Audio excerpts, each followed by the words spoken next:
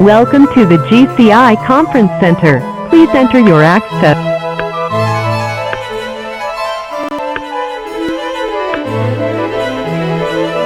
Thank you. Please stand by. If you are the chairperson, press the star key now.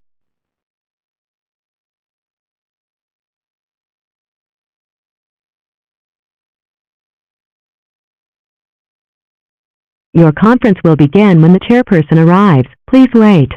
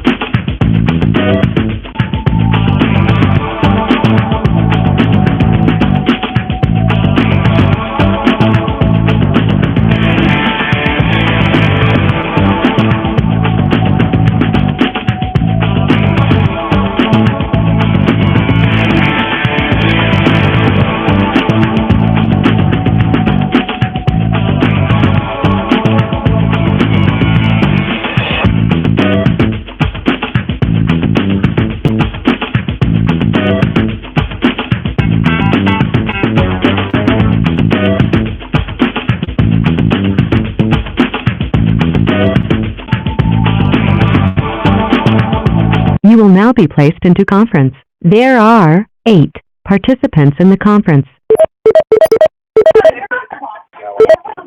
That's right. That's right. The conference is now in listen-only mode.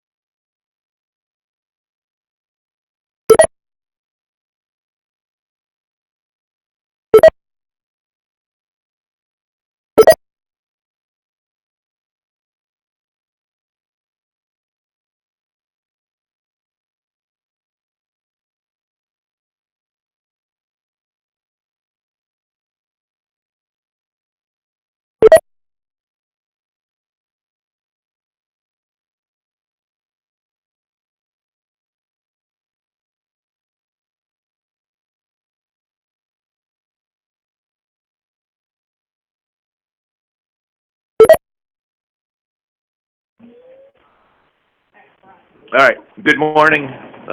This is Mark Springer, Chairman of the Control Board. We are convening to our second day of the September 11th through 13th meeting in Nome, Alaska. Can we get a roll call, please? Mr. Jones? Here. Mr. Schulte? Here. Mr. Miller? Here. Mr. Jaime? Here. Mr. Springer? Here. Ms. Milks? Here. I'm Ms. Milton, and Ms. McConnell is present but not in the room at this time. Okay. We at 9 o'clock this time we have set for a hearing on the matter of buds below zero, and it's going to be an executive session to meet the administrative law judge. So do we have a motion to go into executive session the matter before us to meet with the administrative law judge. It'll be just the board. Right? Yeah. Yeah. Should we cite 44? Yeah. Just yeah. Promotion. So moved by Mr. Schultz. Is there a second? Second. Second by Mr. Miller. All those in favor of going to the executive session for matter bunch below zero, signify by saying aye. Aye. Any opposed? All right, we are going into executive session. We'll be going offline. I've been telling everybody in the room about half an hour, more or less, so just keep checking back.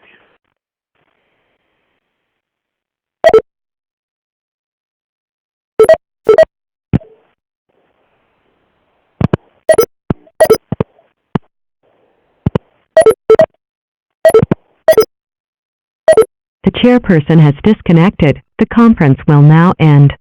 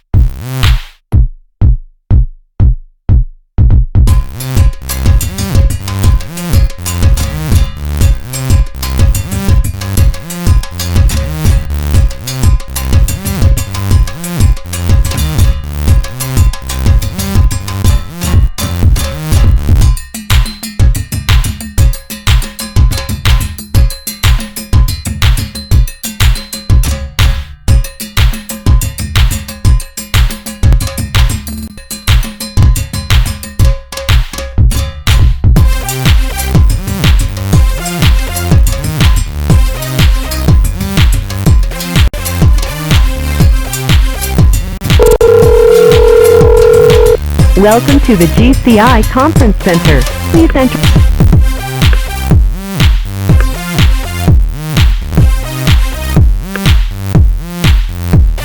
Thank you. Please stand by. You are being placed into conference in listen-only mode.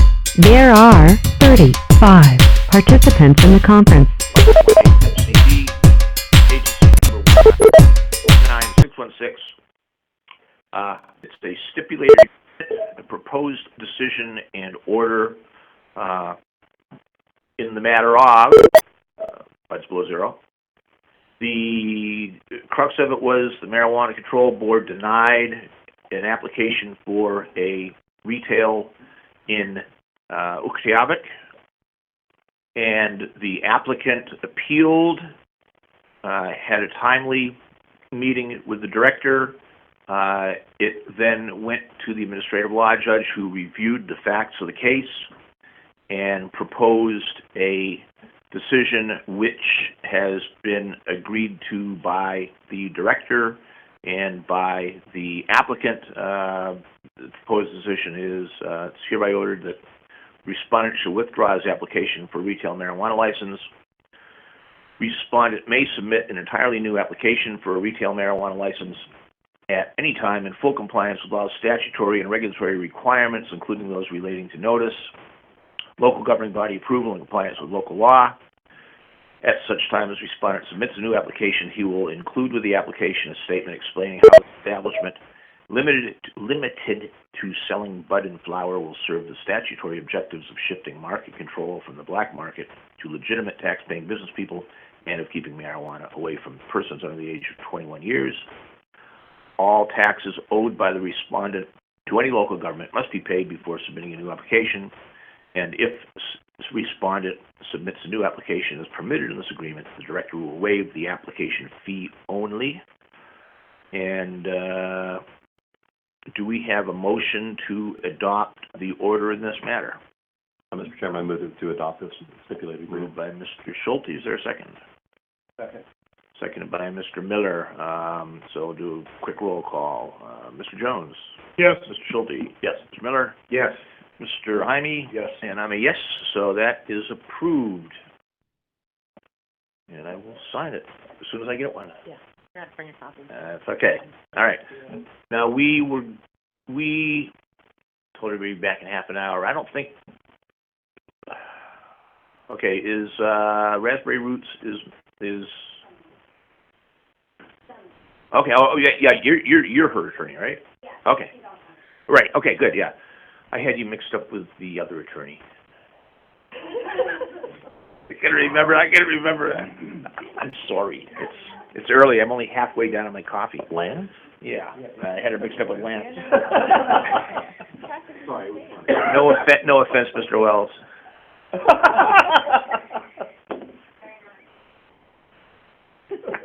Okay, we are going to return to consideration of Raspberry Roots, which is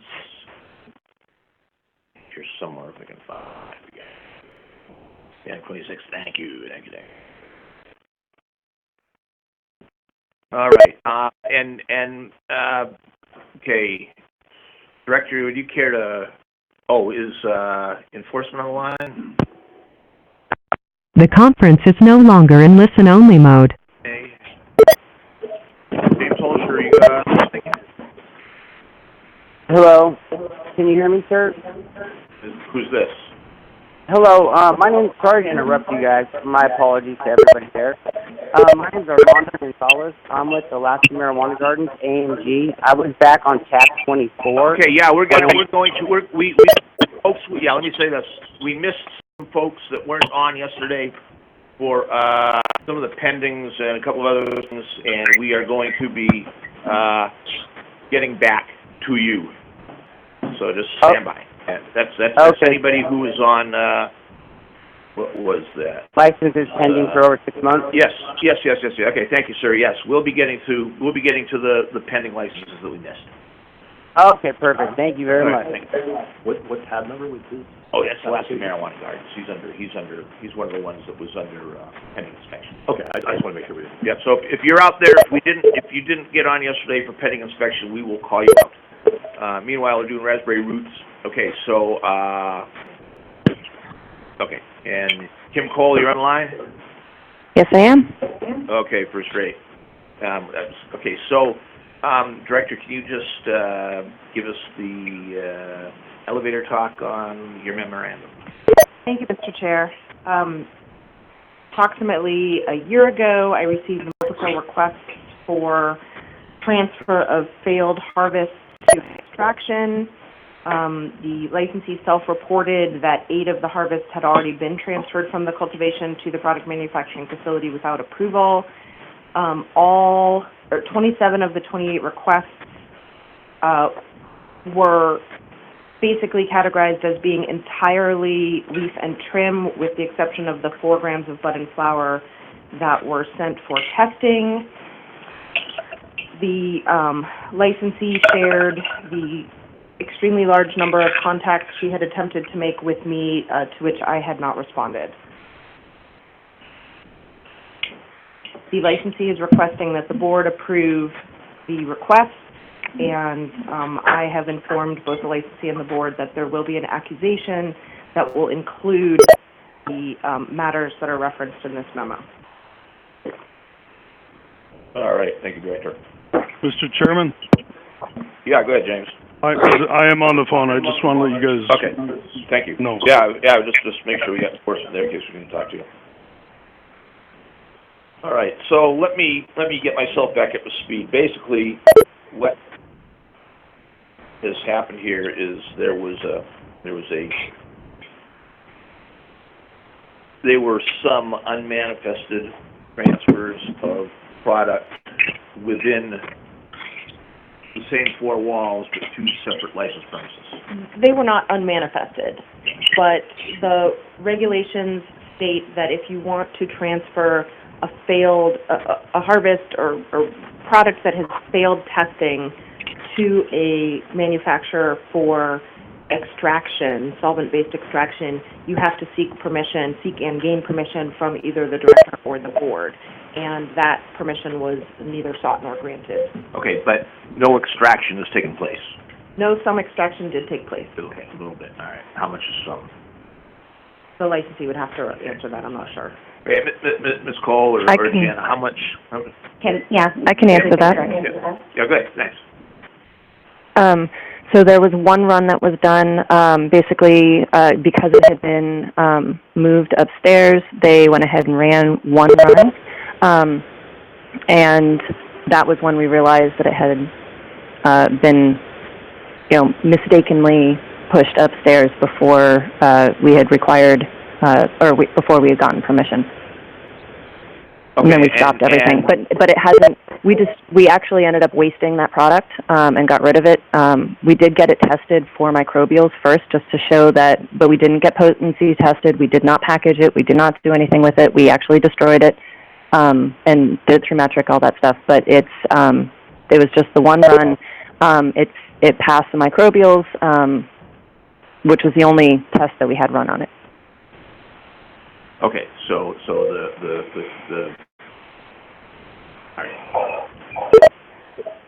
all right. Is there anything additional you'd like to present? Yeah, Kim, I would like you to run back through your timeline just so Lauren can get a little more flavor of the conversation. And then I would also like to have a few comments after Kim runs through that. Okay. Not directly pertinent to this, but indirectly related to Erica not responding to requests. So on July 25th, I had requested from Erica that we could create something called a rainbow roll. When you have a deli jar, you have a shake from the buds that kind of collects at the bottom. So we were putting all of it into a big jar. We kept track of how much weight from each of the packages was in that jar. And then I was going to request, we got to about 1,000 grams, and then we were going to roll all of that into hybrid rolls. We're going to call them rainbow rolls, bring them out for Pride Week, We had a whole plan for it. I guess it wasn't for Pride Week, I apologize. But Pride Week made me think of it, but we were going to call them rainbow rolls. So on July 25th, I requested that we be able to combine them and package them. On August 9th, I again requested. On August 10th, I again requested. And in that August 10th email, I indicated that, since AMCO gives us 3 days to respond, and I hadn't heard from her in, a number of weeks of requests, maybe I would give her 3 days to respond. And that was 30 minutes later, she responded just with, "Do not do anything." And that was the entire email. I ended up wasting 1,000 grams of that product because I didn't know what else to do with it, because she never responded with what I could do with it. Then we move on to all the failed testings. So November 1st, I requested permission. November 5th, I requested permission. November 12th, I requested permission. December 5th, on November 12th, Jana requested permission, and then on December 5th, Erica finally gave us the MJ22B, which did not exist when we originally asked for permission. So she waited a whole month and 3 emails. December 10th, Jana sent the forms to Erica. A month later, January 9th, I asked for a status update. A month later, February 13th, I asked for a status update. February 26th, Jana requested permission before Erica went on vacation. On that same day, Erica, for the first time again, only replied to Jana that she would make it a priority when she returned. Again, that was February 26th. That was 7 months ago. So priority of 7 months. March 25th, Jana requested more feedback.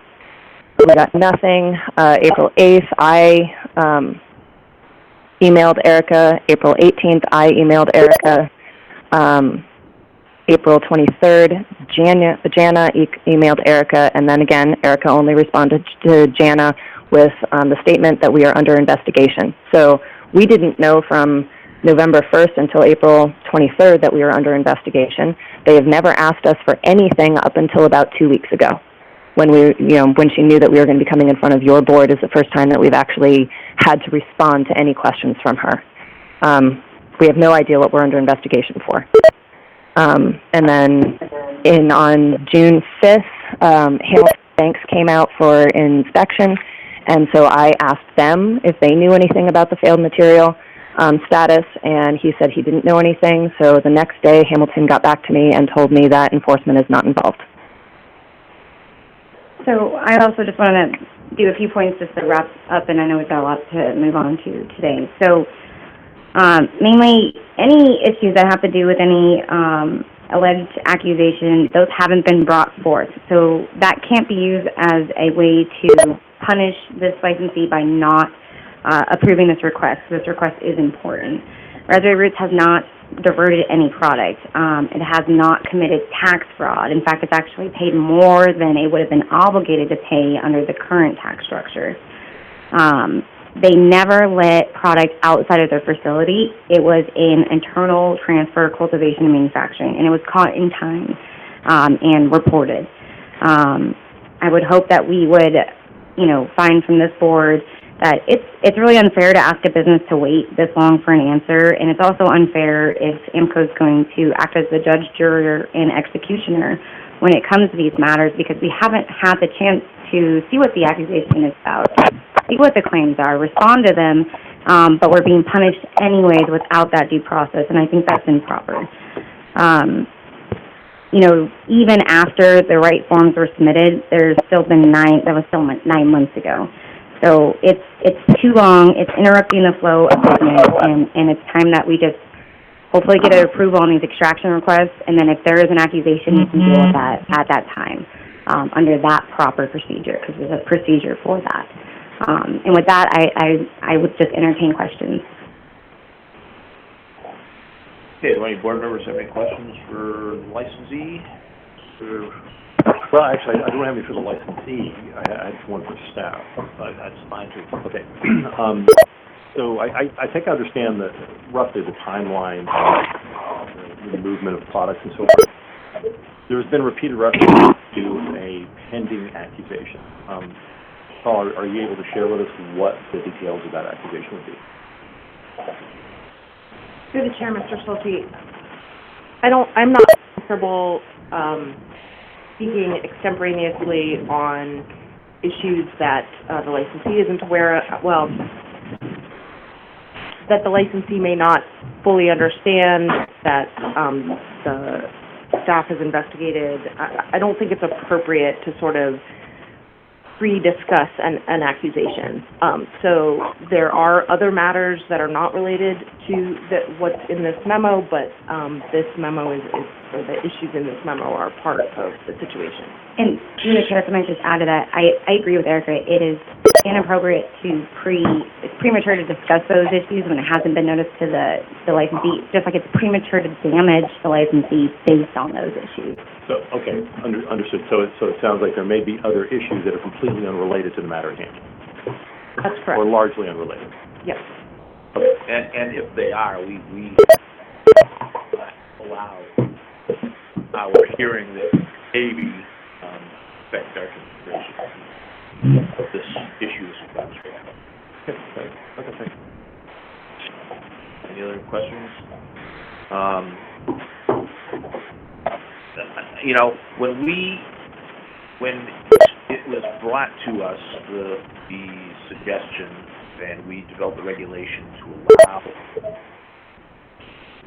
extraction of button flower that had not passed testing for microbials or anything else. There's a reason for that.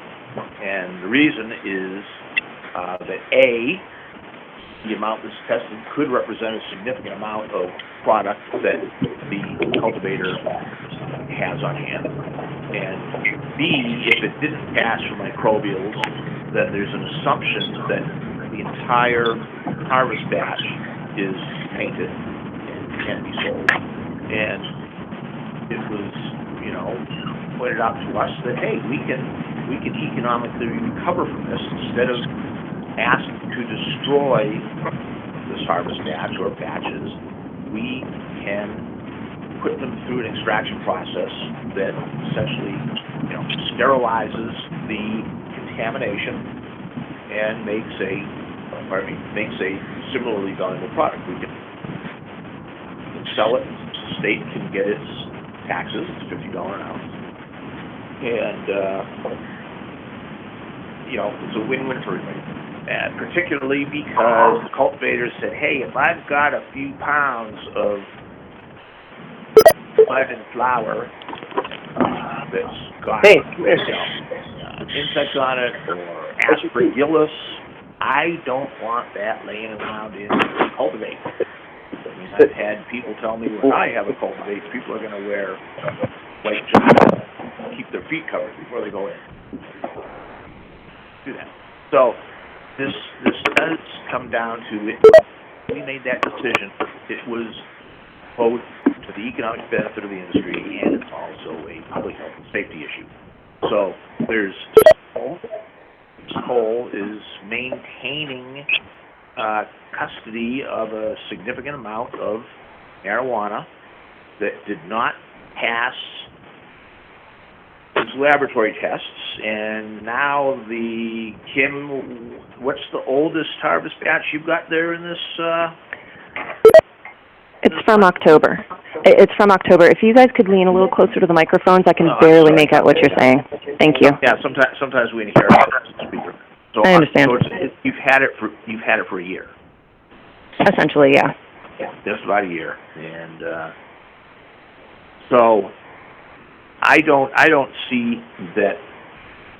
Myself, I don't see that what occurred here rises to the degree of being a violation that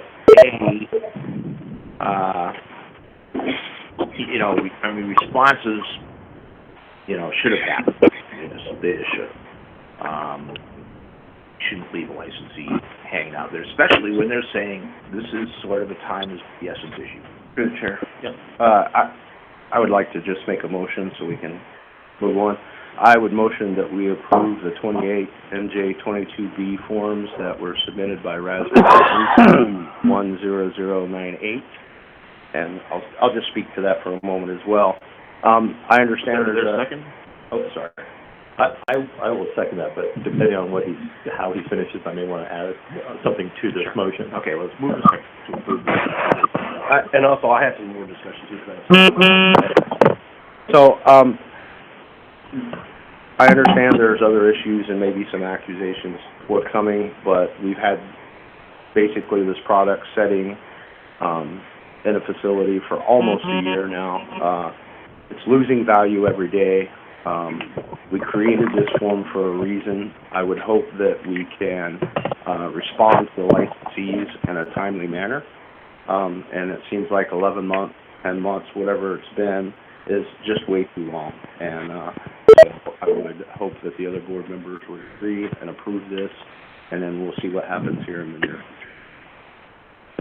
Okay, Schulte? Mr. Chairman, I second Mr. Miller's motion. I would propose to expand on it slightly, to also stipulate that the board is not going to apply any sanctions related to the transfer of the 8 batches that were transferred prematurely, mainly just in a gesture of good faith toward this licensee for having dragged this out for so long. I think that we owe it to all licensees to be a timely response, and I would like this licensee to be able to walk away from this. You're looking to amend the motion? Yeah. Okay, is there a second for that amendment? Okay, there's a second. Go ahead, Ms. Schulte. Okay, sorry, I was getting a little long. I would just like to be able to wrap this up and allow the licensee to proceed with their business, not go another 6, 12 months wondering if they're going to get a sanction for having The conference is now in listen-only mode. From one licensed premises to another.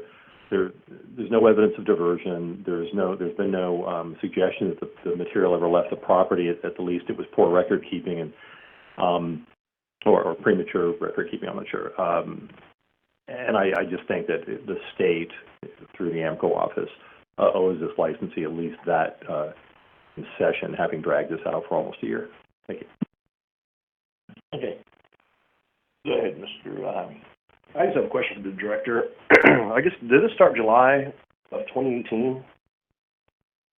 Through the chair, correspondence between you and... Mr. Jaime, the issue of the July correspondence is different from this matter.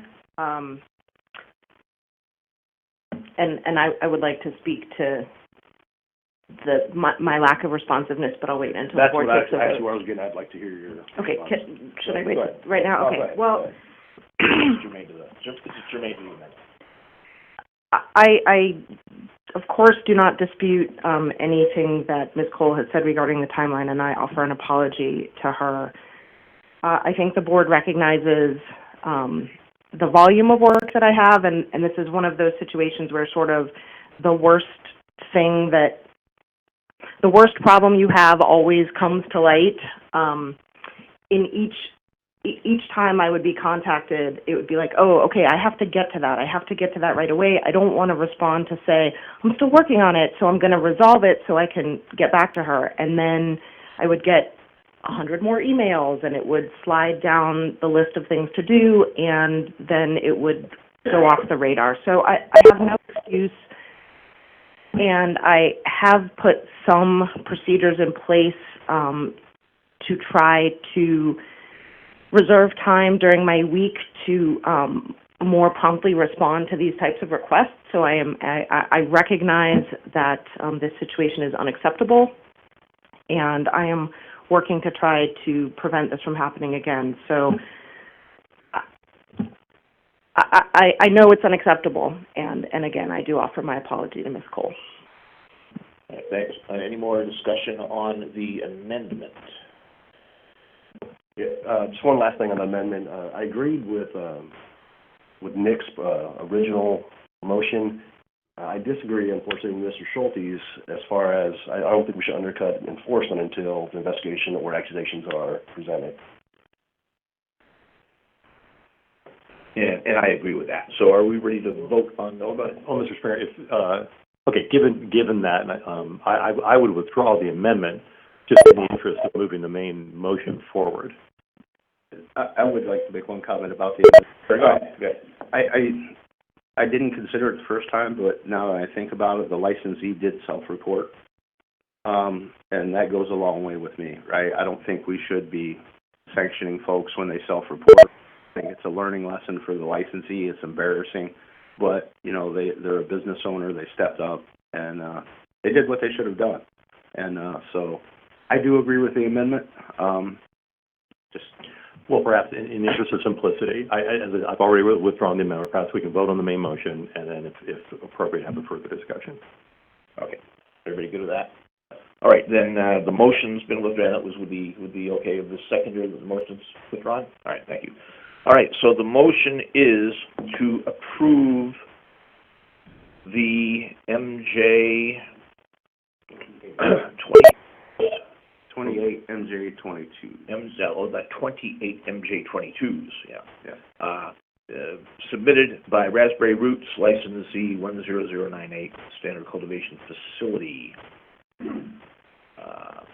So we'll roll call vote on that. Mr. Jones? Yes. Mr. Schulte? Yes. Mr. Miller? Yes. Jaime? Yes. I'm a yes, so those are approved. Thank you, and if I could ask the director a question. What is there any time frame they need to wait, or can they go ahead and start working on this extraction of this product today? It's approved. It's approved, okay, so, thank you. So you can spin them up. All right, which brings us to Good LLC, license 10165, product manufacturing. You're representing Good? I am. Okay, first rate, Mr. Chair, can we go back to the regulations before moving on? Oh, yes, And I'm sorry. I would appreciate that Yes, because of course, Barrett's of course, not here of and course, he's of course, their general of course. manager. Yes. All right, yes, we are, as we had promised, we are going back to regulations after I open up all these other tabs.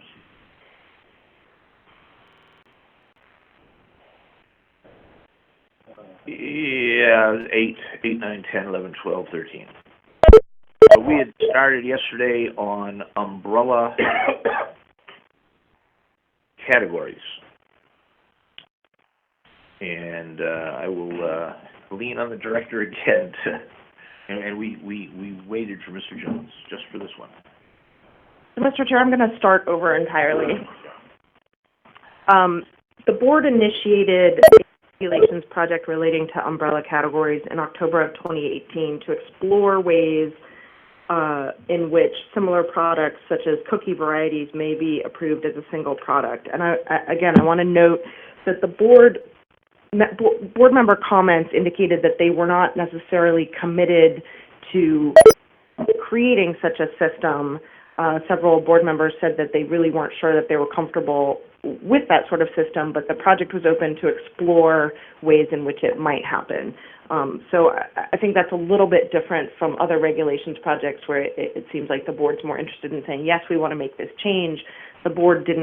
Various board members were not necessarily committed to creating umbrella categories.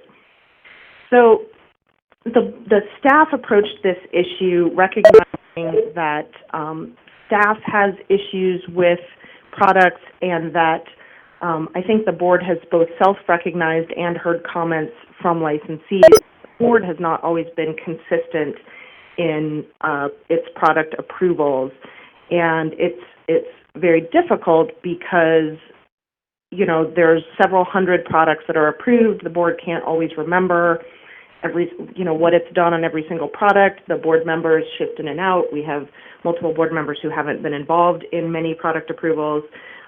So the staff is trying to find ways to help the board be more consistent in its product approvals.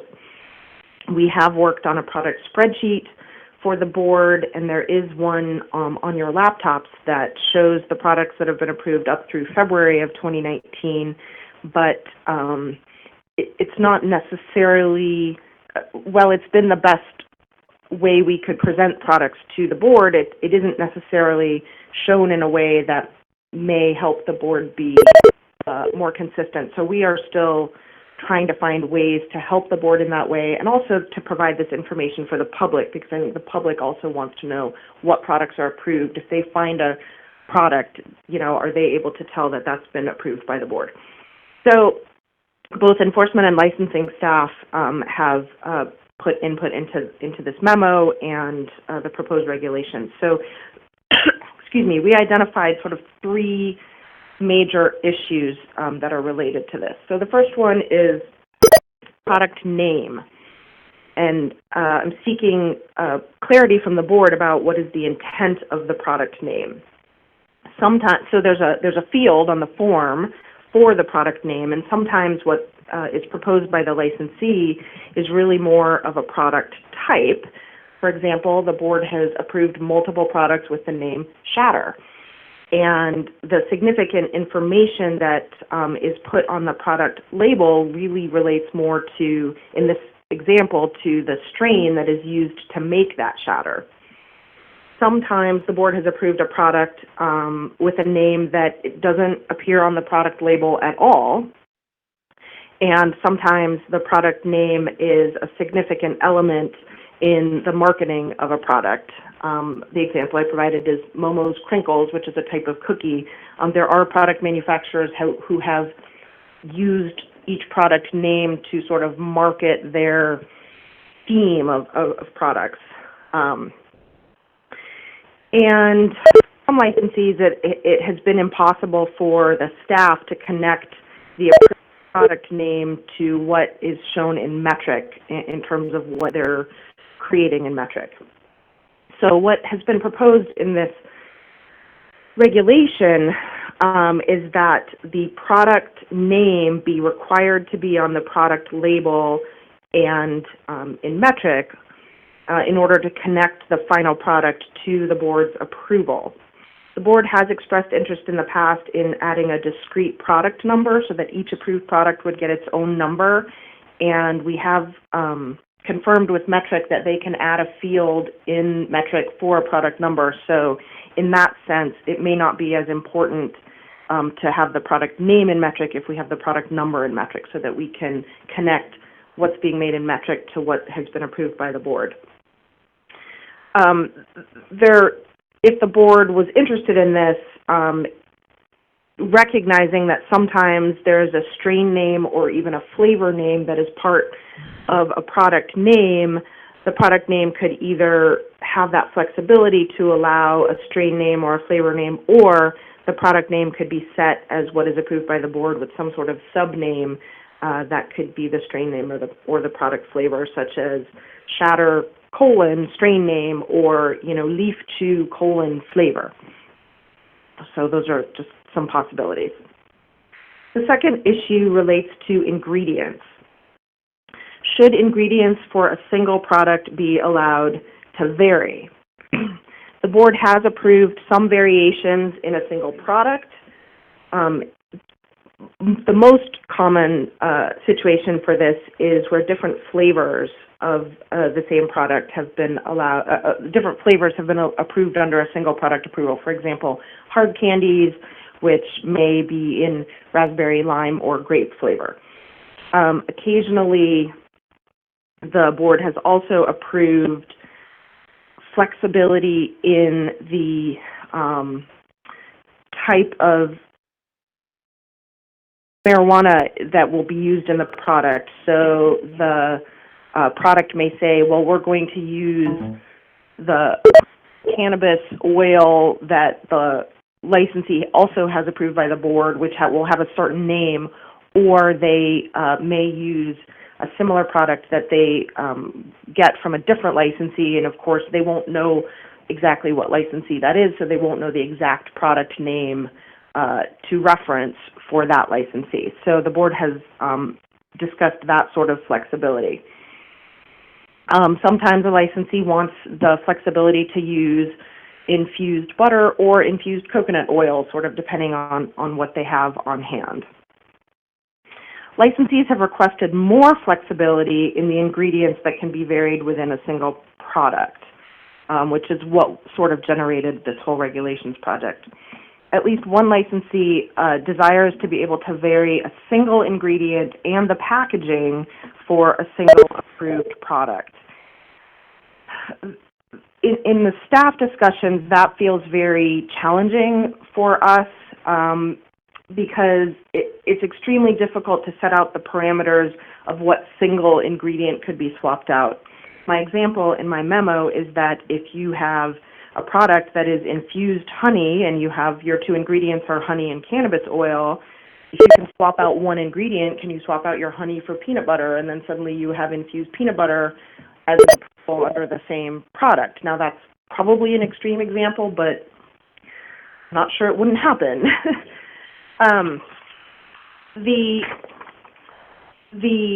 To have different looking final products and different packaging all under the same approval would be very confusing both for the enforcement staff and for the public. So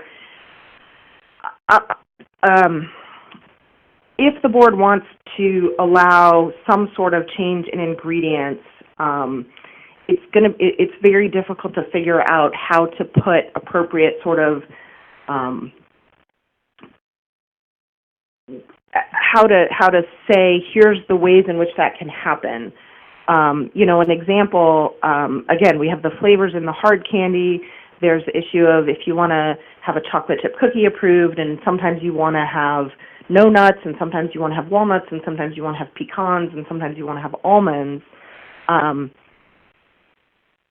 That makes some sense, but again, it's very difficult to write a regulation that says, well, here's what type of thing you can change in your product, and here's what type of thing you can't change. Can I, just interrupt here just for a second? It seems to me, listening to this and then kind of thinking about the idea that the governor has about streamlining regulations, our concern as a board in the ingredients in a product should be, number one, the cannabis ingredient.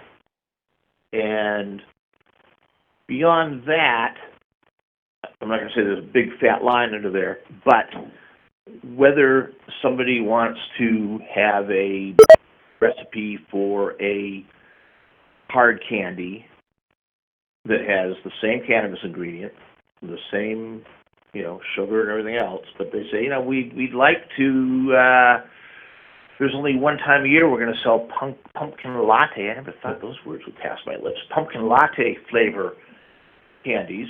Do we need to come in with a do we need to get that approved when we want to do it, or should we just have it in our main recipe? We're only going to sell it for a while. It seems like there might be an opportunity here for us to decide that, if it's going to be peanut butter infused with cannabis, or honey infused with cannabis, that's a big difference. But if it's going to be a strawberry candy or a Jingle Bells flavored candy for Christmas, or a pumpkin latte flavored candy for fall time, flavoring doesn't really impact the public health and safety. So I just wanted to toss that out so we can kind of think about that as you're going through here and hearing what the industry has said about this. I know that there are probably ways we could make things a little bit easier. And I noticed you mentioned here that, different states have different rules. And so, anyways. Mr. Chair? Yeah. I tend to agree on one hand if it's flavoring. And I agree with the director that it is difficult. If you're talking about changing an ingredient off and on, we do require appropriate labeling. And public health and safety requires that an individual know if a product contains an alcohol, or if it contains nuts, or if it contains anything that a person who has allergies shouldn't be near. Even so far as a lot of commercial products out there say, this was manufactured in a facility that also manufactures things with nuts. So we can't say that this product doesn't contain peanuts or something like that. So, if we're, and since we're in a unique position of this is not regulated at a we don't have a USDA, we don't have an FDA, so we set the standards for the labeling. And so, if they change to a pumpkin spice latte, that's, is there a product in there that throws off allergens for somebody? And do they get the right label on there? That's our role. And so if we said, you can add this, that, it doesn't matter to us, and then somebody gets ill from it, and we can't track back because we don't know what was contained in there. So I agree. I think there's some issues with trying to write a regulation that allows that. And I appreciate the industry's concern, because I would be too. But if you have a chocolate chip cookie and sometimes you throw in a peanut and sometimes you don't, you immediately throw out an allergen with the peanut or the walnut or the pecan. If you want to say sometimes will contain nuts, I expect to see a label, a sample label that says when we put nuts in here, this is the label. When we don't have, this is the label. But we must have some consensus and some position that we are here to protect the public health and safety. And food allergies is one of the big issues these days. And it's one of the things that trips up a lot of commercial food products. And so, go into a store and you see 15 different, rows of protein bars, and you see a different label on every one. But if you look at the ingredients, 95% of the ingredients are exactly the same. And what the difference is the spice that's used or the nut that's used or whether it was processed in a plant that had it or not. So I think we have to be pretty cautious about how, but I also understand it's hard to write a regulation that way without saying, if you change this particular ingredient, maybe it's as much wording, commonly used allergen products, you need a separate label. So I don't know exactly how to do that. But I don't think we can be too cavalier in our approach either. And I wasn't suggesting that at all. And you're exactly right that labeling has to be a very strong component of the regulations. I mean, you can buy anything. I mean, oh yeah, on the coffee cup from across the street it says, this coffee was made in a facility that may process nuts. So you see that all the time. So there are. I think we could probably have a fairly substantial labeling regulation. I really like the discrete number per product, the identifying number. And where in here is our spreadsheet? You said it's on the desktop there somewhere.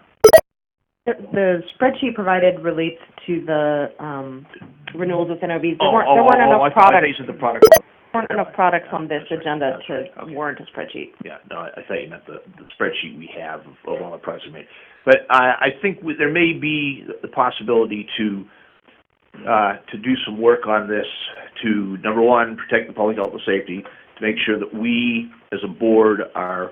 I mean, we've had a debate. What do you mean? Is it when somebody comes in and says we're going to use cannabis oil, we make them tell us what kind it is, whether it's going to be coconut oil or so. We know we've had those discussions. So, anyways, I'm sorry to interrupt you. So go ahead. Thank you, Mr. Chair.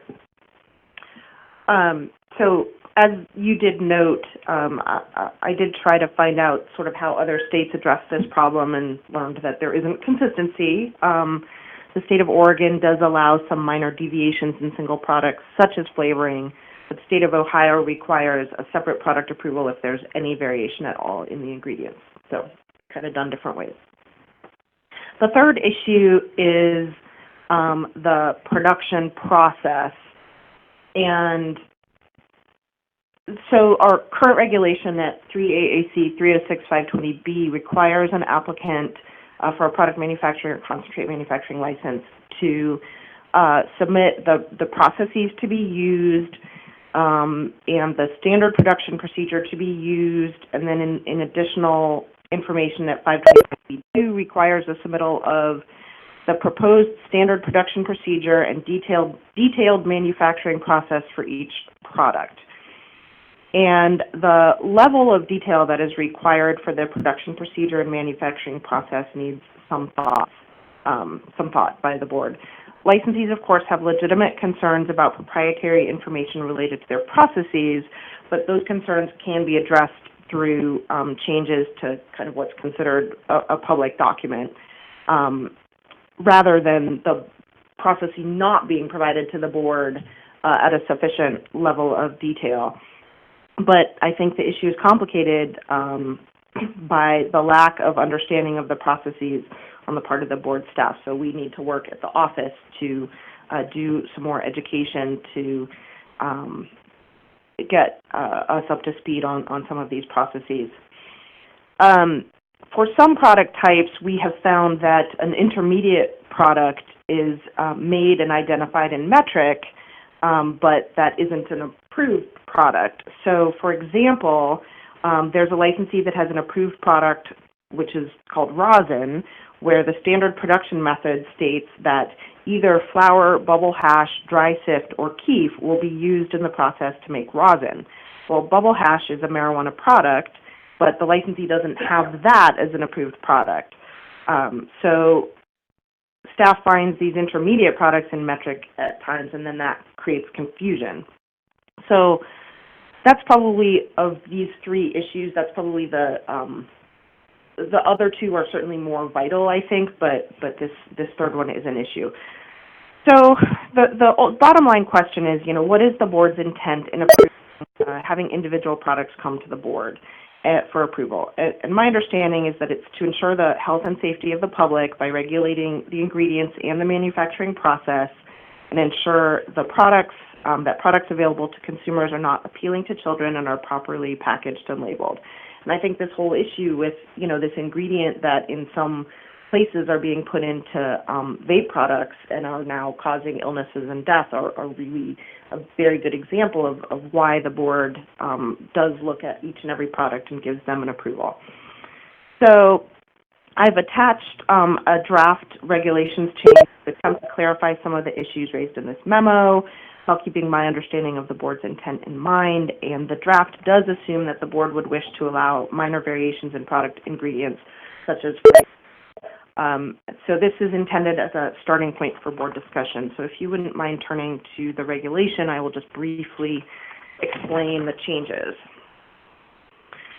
So I found that there were a couple of different, so there's 3 AAC 306-520, which talks about an application for a marijuana product manufacturing facility license, and then there's 525, which talks about the approval of concentrates and marijuana products. And both of these two sections had information about what's required to be submitted for a product approval. And so that seemed a little confusing to me, that have some requirements in 520 and some requirements in 525. So what I proposed is to take the requirements out of 520 and just reference 525.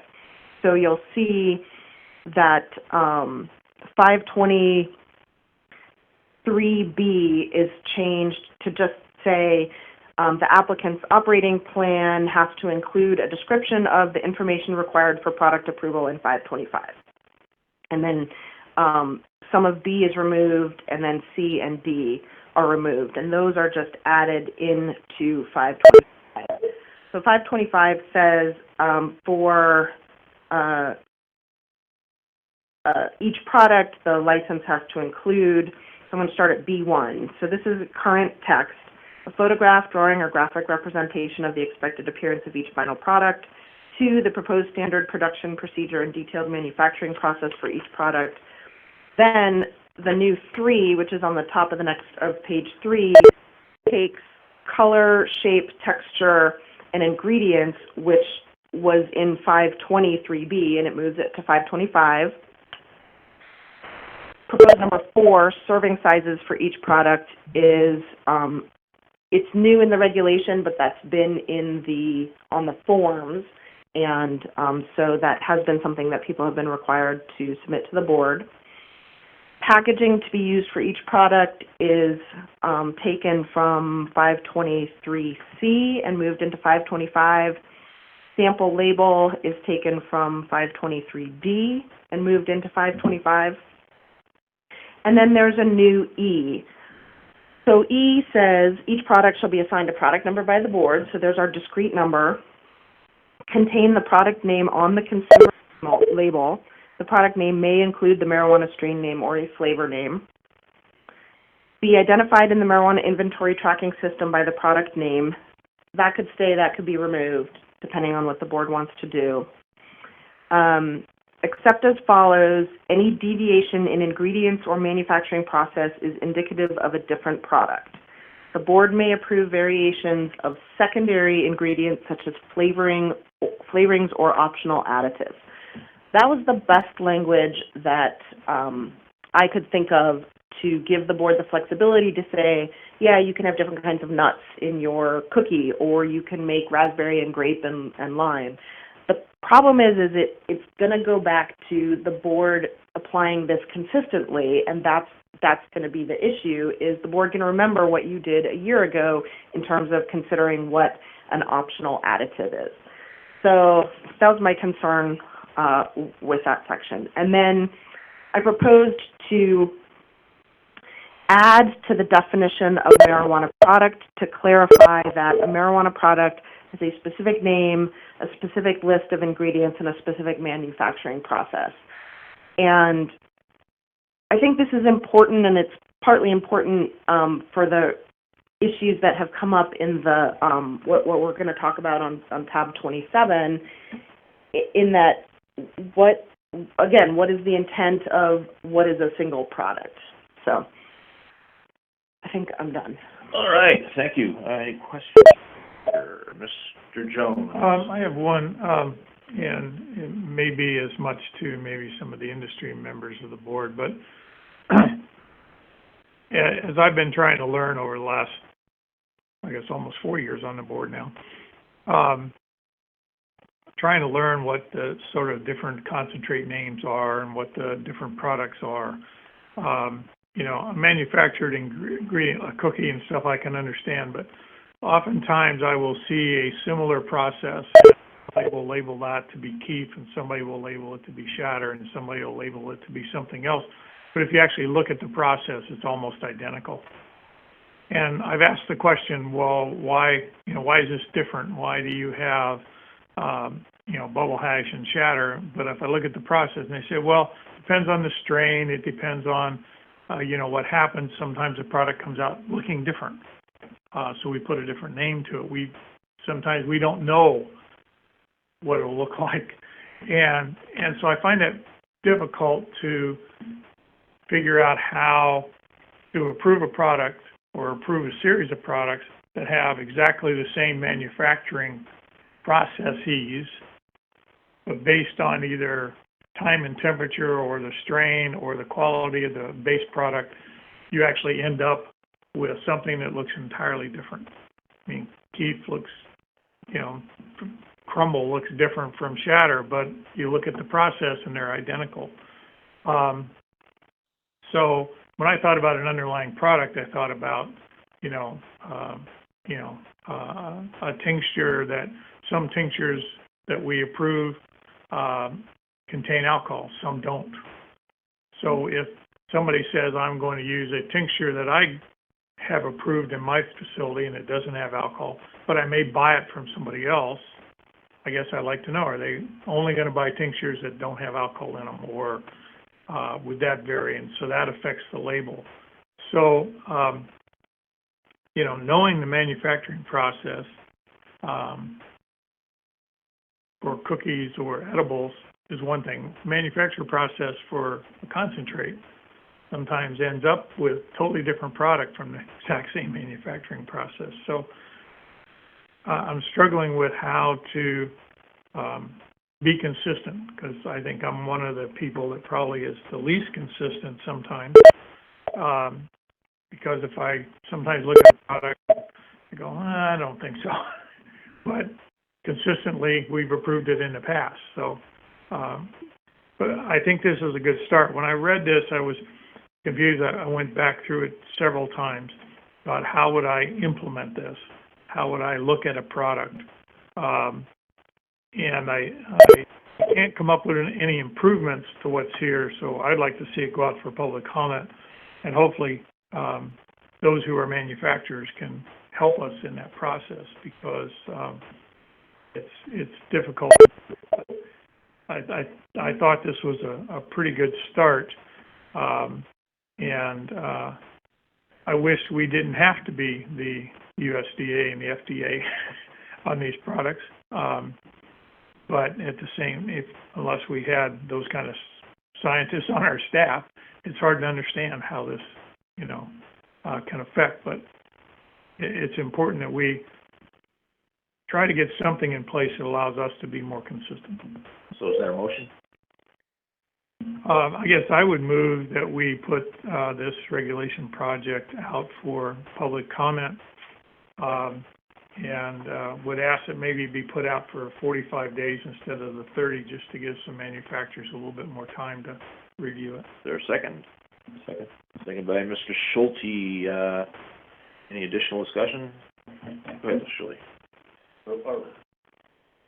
Yeah, I mean, I was going to propose some slight edits to this, but perhaps I could just wait till the public comment period is over. I do have one question, though. Sure. In the narrative that preceded, there's three general categories: product name, ingredients, production process. Is the production process addressed in this proposed change? No, it's not. Okay, and I think I understand why, because it's a little, I mean, I think these are all really good topics to be revisited, and including the production process. I'm fine with this the way it is, but I perhaps, time permitting, we could revisit that particular one, because I think we can address the legitimate needs of public safety while also providing some cover for people's proprietary processes. And Ms. Noakes? Thank you, Mr. Chair. I had a question for the director regarding the proposed change to the definition at 306-990B29.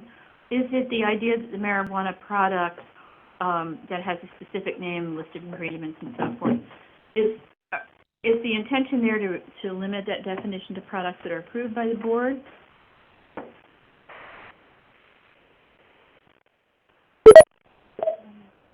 Mr. Chairman, let me just offer some thought here. I was making some notes here, and that's actually one of the changes that I would eventually like to see in these regs. I'm just, in principle, I'm uncomfortable with redefining statute in regulation, which is kind of what this broaches. And I'm just not. And again, I think that's a conversation perhaps we could have after we get public comment. But that's my biggest concern here, because I could see how somebody go, well, the ballot measure, statute 1738 says this. Yeah, okay, but the regs say this, and I'd like to keep as much room between those as possible. Through the chair, and in response to Mr. Schulte and Ms. Milks. So the statute defines marijuana products at 915, and it says marijuana products means concentrated marijuana products and marijuana products that are comprised of marijuana and other ingredients and are intended for use or consumption, such as but not limited to edible products, ointments, and tinctures. So it gives you this sort of broad, okay, this is what we mean when we say marijuana products, and a lot of places in both the statute and the regs, it talks about marijuana and marijuana products, trying to capture unprocessed, plant and processed things, concentrates and edibles and the like. But it doesn't, and again, this is sort of mixing in with the issues that are raised in tab 27 when we talk about the products approved for good LLC. It doesn't really say what is the product. When the board says, I want to approve every product, it doesn't really say what is the product that the board is approving. And it gets to what Mr. Jones was talking about. Sometimes you have a production process that is that result. You can do the same thing, and you can sort of end up with things that look different depending on the strain and the age, and possibly even like the weather and the pressure. I don't really know. So it was trying to add some. It was trying to achieve more consistency for the board to say, here's what we mean when we say this product is different from that product, because a product is, it's trying to add some specificity to provide the board to be more consistent. So it wasn't really trying to be relating to whether the board has approved it or not, but trying to help define what the board wants to approve in terms of what it says in the product manufacturing section in the 500. Through the chair, I think that gets to my issue for the most part. So I agree that this board can't redefine terms that are defined in the statute, but you can interpret those terms. And so if you're going to amend the regulation definition of marijuana product, I think and this is up to you, I think it gets difficult if you try to define every single conceivable product. You'll find yourselves amending that definition frequently, but maybe for now, it might be sufficient to only address the products that you are ultimately going to approve. I'm just throwing this out for consideration. And the way to fix that in this definition, again, not expecting to achieve perfection here, but just to get the job done, is to say a marijuana product that is approved by the board must have a specific name, a specific list of ingredients, and specific manufacturing process. I think that gets you halfway there. I don't think sitting here right now you're going to get all the way there, because also the world is changing and new products are being discovered and being developed, and it might just be too much to expect to define every single product that way. Okay, Ms. Milks, not that I want to ask you for an on-the-fly legal opinion, but would putting the words approved by the board, would that constitute a significant change to this draft regulation? Or if we put that in after it came back and we were considering it for adoption, would that be a significant change? I think it would. I think it would. Okay, then we'd probably want to hold off on that. I think just to what you said, there's enough, and also what you said, Counselor, there's enough language in 38-900-29 that there is plenty of interpretation for the board to do. So, is there any other discussion on the motion to send this out to for public comment? Okay, it's been moved and seconded. Mr. Jones? Yes.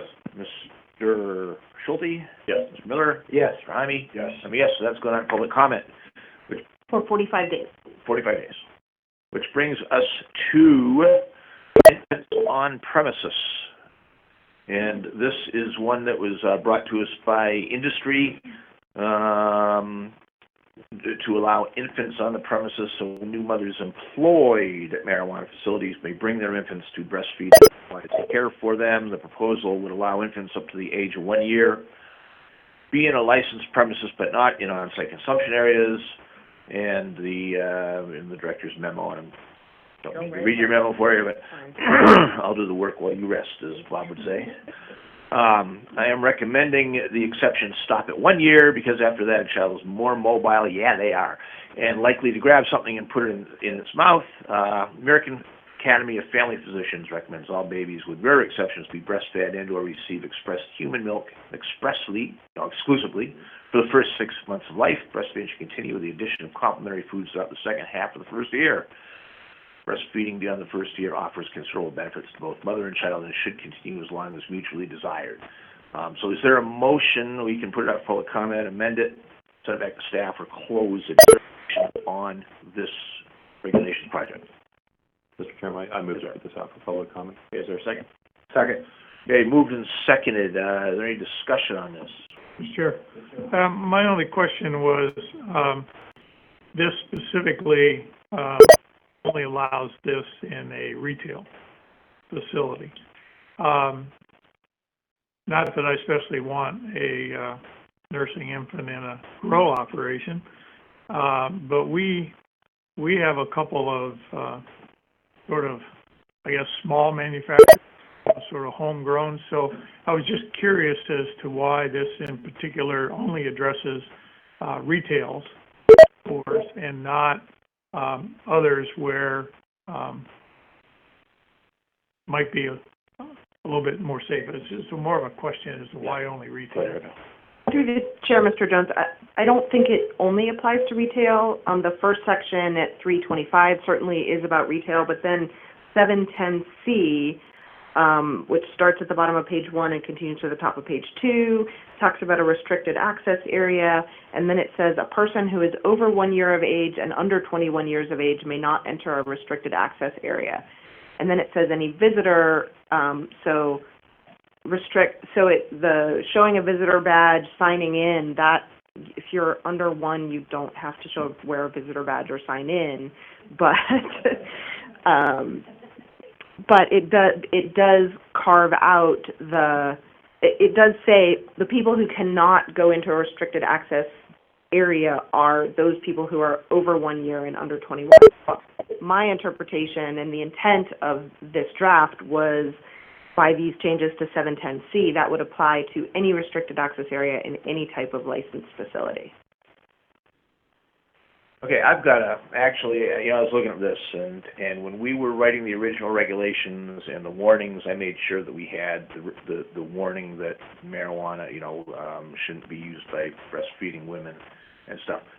So, my issue with the way this is written is, let me see if anybody else catches it.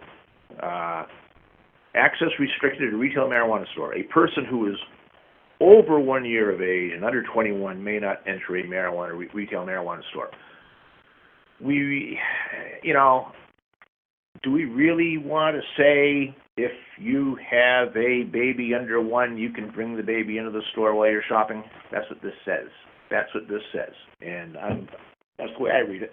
Maybe I'm wrong, but the rest of it, where it says restricted access areas, I think, I'll ask counsel and she can think about it.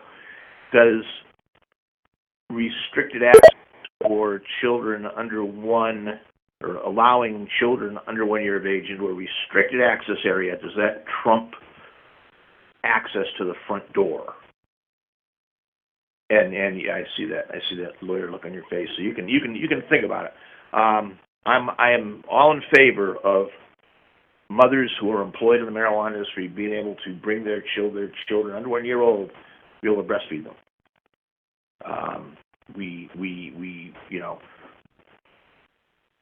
We don't want to say, nursing mothers, you're welcome to bring your child under 1 into the retail and purchase.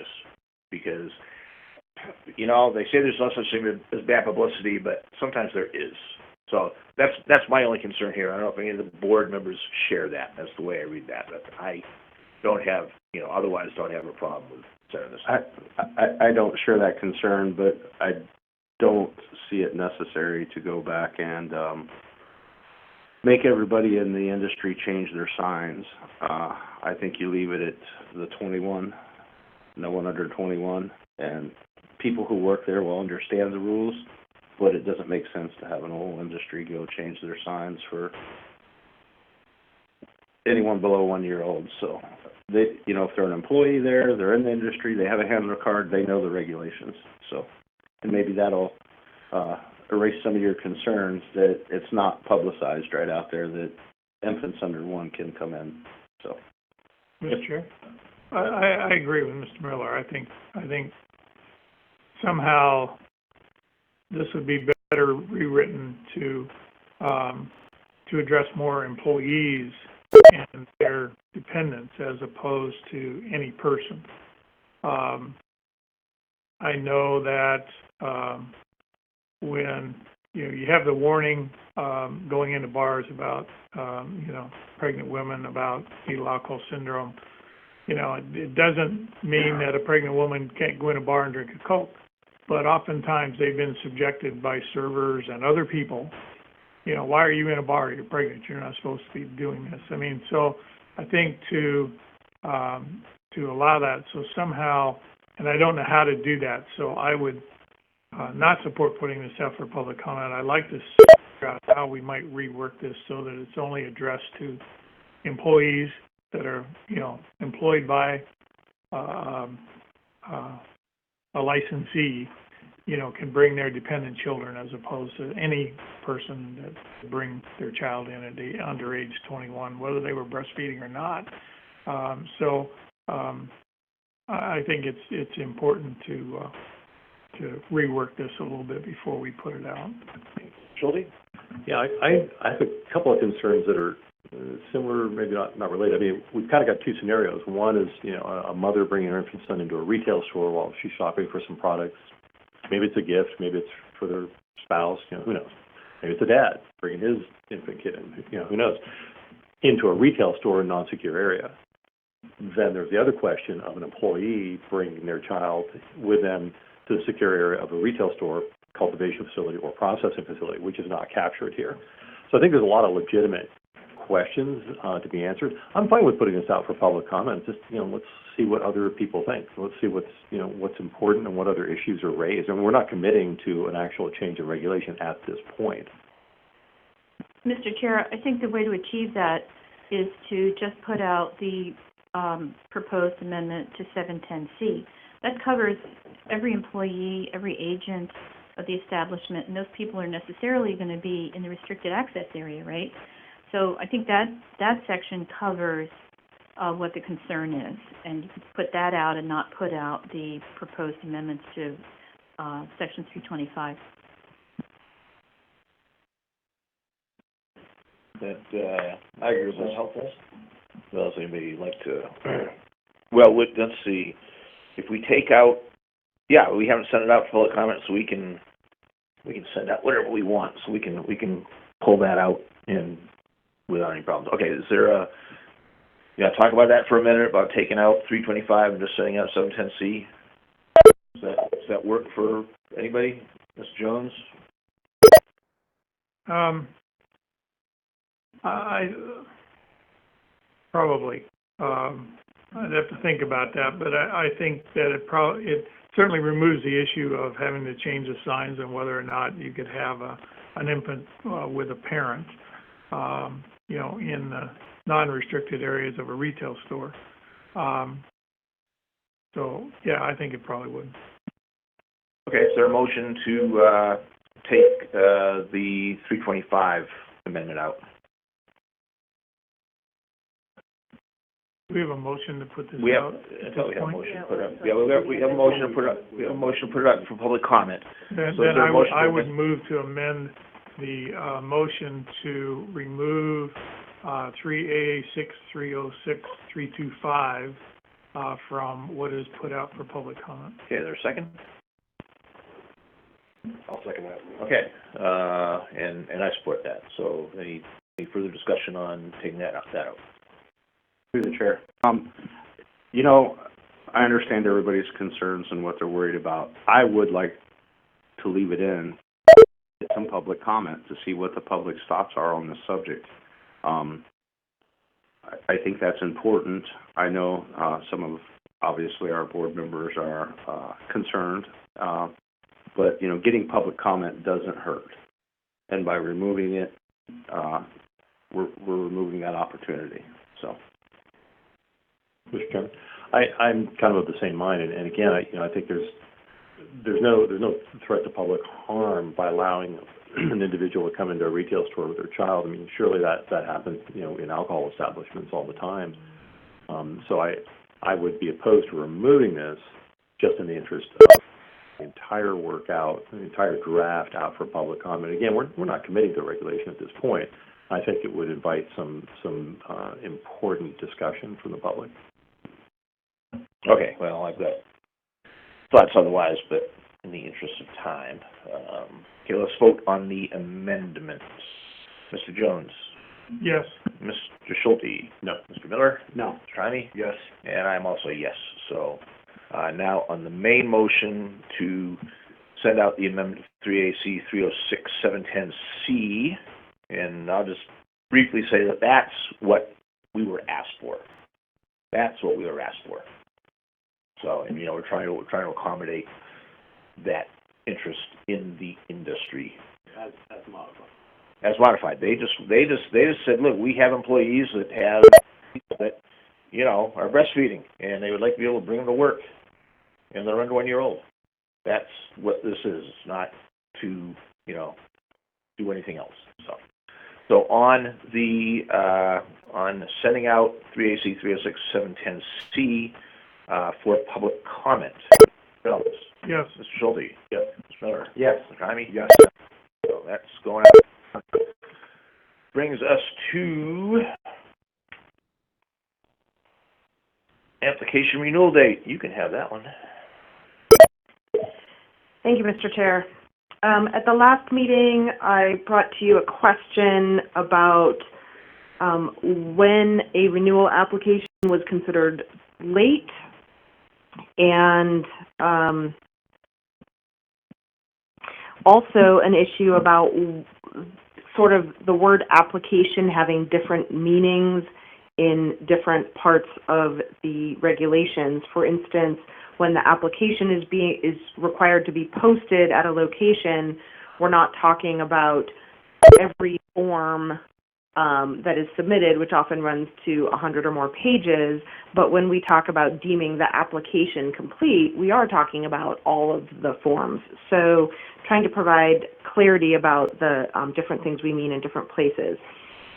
So the draft proposes the regulations are clarified to state that the initiation of a license application through the electronic system creates a public notice form, and that public notice form is what the applicant posts in 2 required locations and sends to local government and community councils. In reality, this is how the system is working, but we did get a complaint from a community council that said they didn't get the application because they had only gotten the public notice form and not the hundreds and hundreds of pages that are, 100 or so pages that often come with an application. And then another change is to amend the renewal section to state that a renewal application and fee may be postmarked renewal deadline and still be considered to be submitted on time. When I brought this to the board at the last meeting, I had not noticed and pointed out to the board 3 AAC 306-925, which states, except as otherwise specifically provided in this chapter, applications and communications of a formal nature must be submitted in writing upon prescribed forms as appropriate to the board at its main office and are not considered timely filed until received there.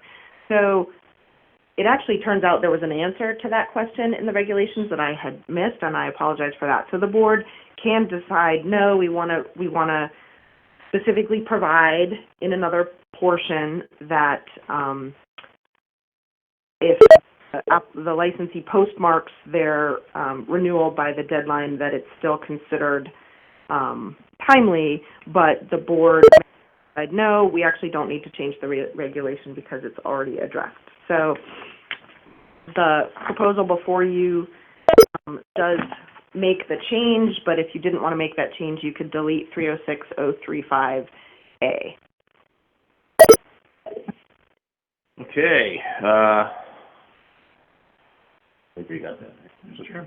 I John. had a question before I make a motion, and it may be mute if we delete that one section, but and I don't mind. I think it adds to the process for the applicants, but several places in here it talks about the complete renewal application or that, but I also know we struggle with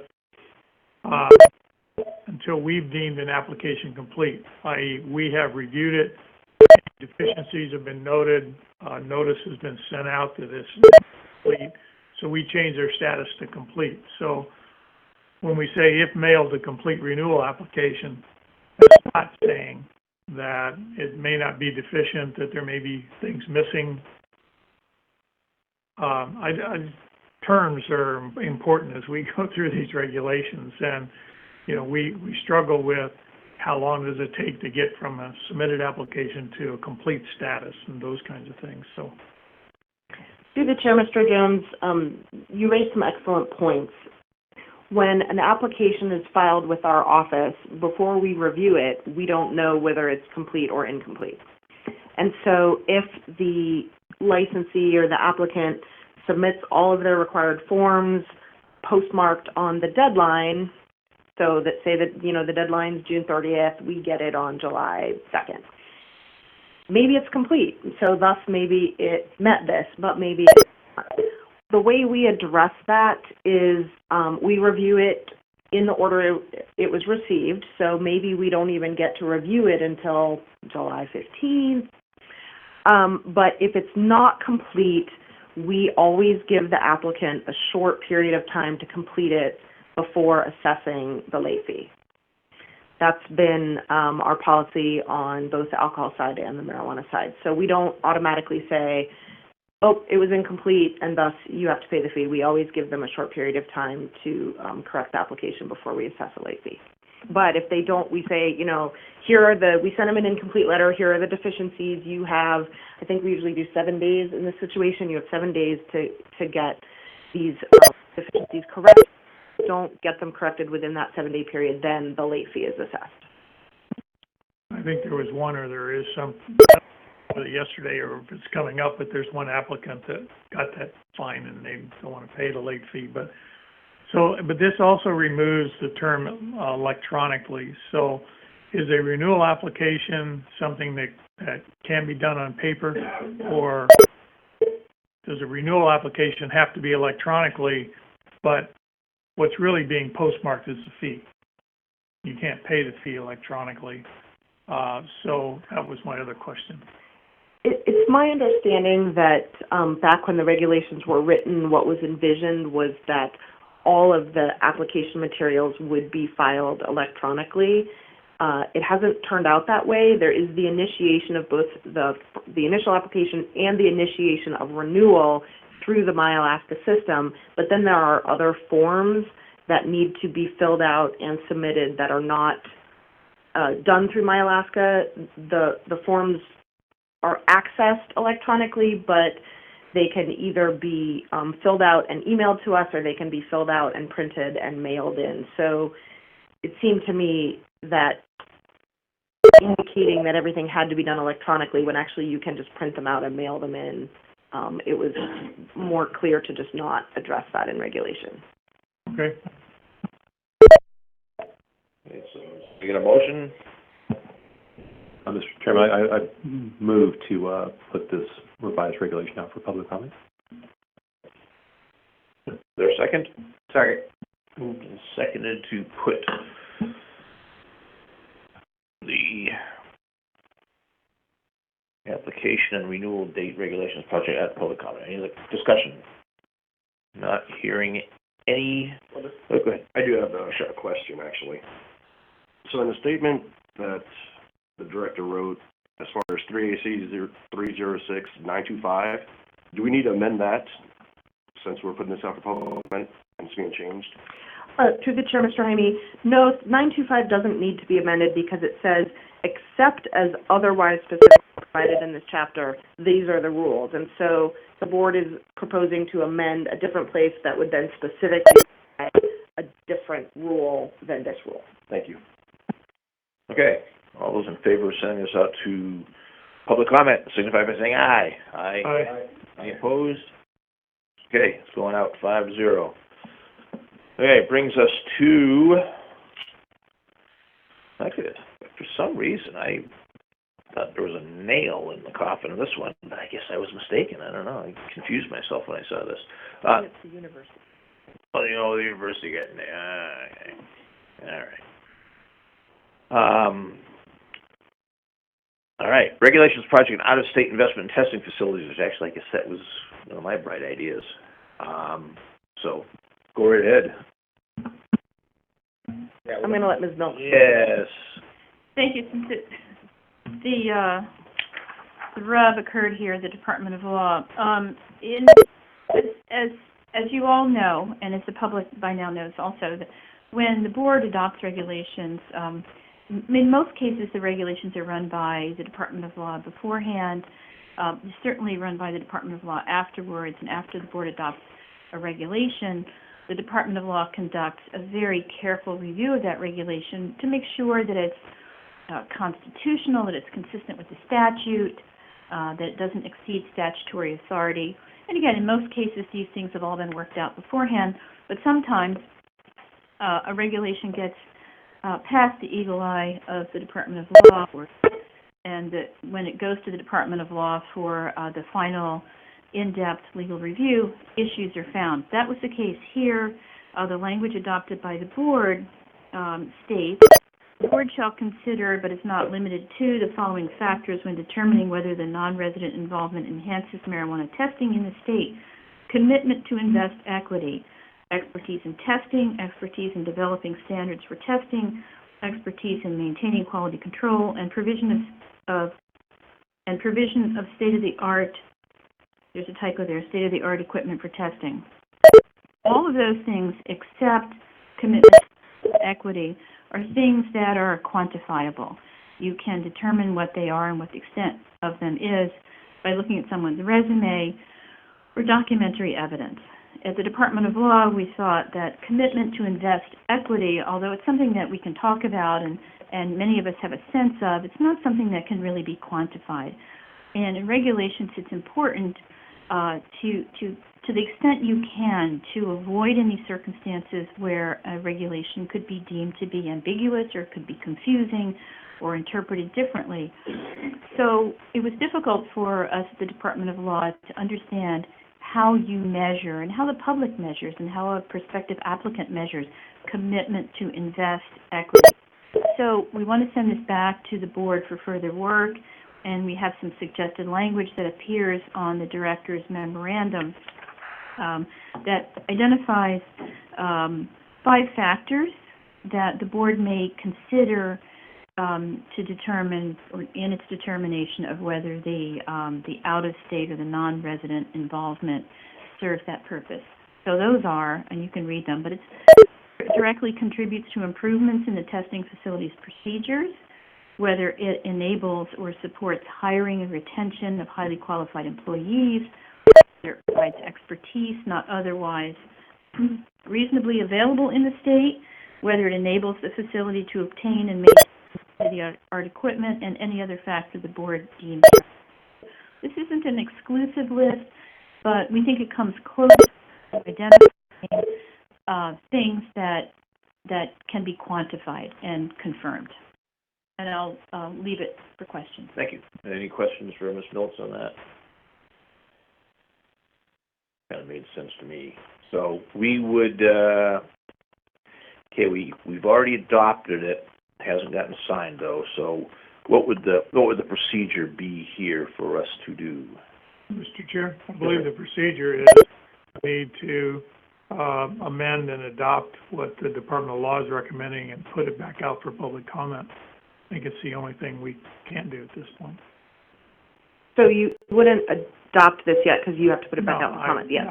My term of art, sorry. Rescind your previous approval and put this out for comment. Correct. Okay, has anybody got any problems with taking out the equity investment? That actually falls under, all 5 of those things, it falls in there. I guess I would move that we rescind our previous action on the regulations, and that we change the language to that reflected in the Department of Law and put this out for public comment. Is there a second? Seconded by Mr. Jaime. And then I'd like to have a comment, because I understand what law is trying to do, since I think Mr. Emmett and I were the ones that worked on this a lot and tried to come up with this language. And I think to some extent law's language is better. I appreciate their asking, these are quantifiable. E bothers me, because that seems to be, I guess, absent anything else, you could just simply say any factor that the board deems relevant. That's sort of like a research project that says, well, my results are firm and I like this, but more research is needed. So I don't mind that in there, but I assume relevancy if we could come up with a definition of equity, since we're limiting financial equity to 50%. If somebody has a certain investment in a testing facility and an outside firm comes in and says, Okay, you've got $100,000 in here, we'll bump that to $150,000. That's what was my definition of equity. Same as in a house, but, I bow to laws having to do that if we make a mistake. So, I think we should put this back out for public comment, and we'll see what we get. I'll just address E really quickly. I think that since this is the first time that we are potentially inviting out-of-state investment in any segment of the industry, we do really need the leeway to look at that potential investor from all sides and have the ability to say, maybe not. So, we have a motion to rescind the previous action and put the new language out to vote, so we will roll call that. Mr. Jones? Yes. Mr. Schulte? Yes. Mr. Miller? Yes. Mr. Jaime? Yes. I'm a yes, so that's out to public comment. Thank you to the Department of Law as usual. 5 minutes, is that all right? Yeah, we can take 5 here.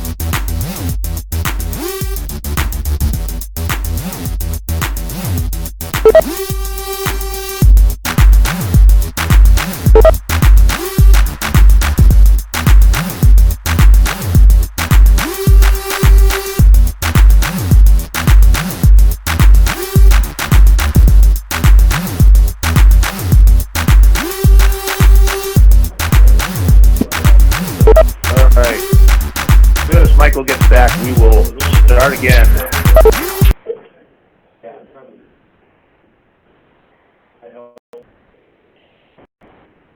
There she is. See, we're helpless without you.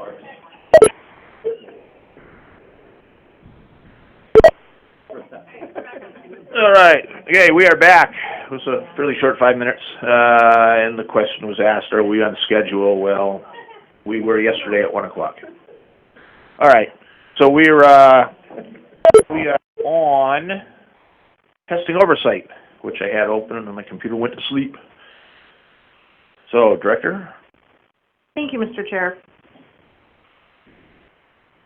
This regulation is part of the implementation of moving oversight of the scientific marijuana testing over to the Environmental Health Lab in the Department of Environmental Conservation, essentially because there is no at ENCO who is a scientist who can really evaluate and address the testing of marijuana. But the Environmental Health Lab in DEC, they oversee other types of labs, audit labs. This is sort of their bread and butter. So this is something that they have the education and training and knowledge in order to do. So the attached proposed regulations, which the board has seen, I think, twice before, propose the following changes. So the regulations envision that the board has a contractor, and for the past 3 years, that contractor has been an out-of-state company called A2LA. But while nothing against A2LA, it's been difficult for us to, once a testing lab is established, if there are any issues that come up, it's been impossible for the staff to go evaluate the situation, and A2LA being out of state, it's just not very practical for them to assist in those matters. So this would enable changes for the board's contractor to be essentially the Environmental Health Lab at DEC. So it would require the board's contractor to review testing facility applications and provide a report on those applications to the board.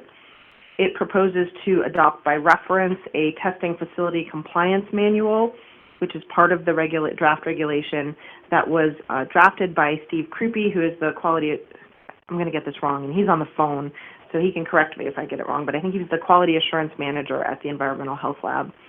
And then it would also require that any changes to the testing facility standard operating procedures be approved by either the board's contractor or the board. In addition, the requirement for a marijuana testing facility to pay all costs of random validation is removed, but the renewal fee for a testing facility license is proposed to be increased. And again, these would help with DEC fulfilling the role as the board's contractor. And this went out for one set of public comments. We received comments. Mr. Krupe revised his draft of the compliance manual based on this, and this was put out for a second time.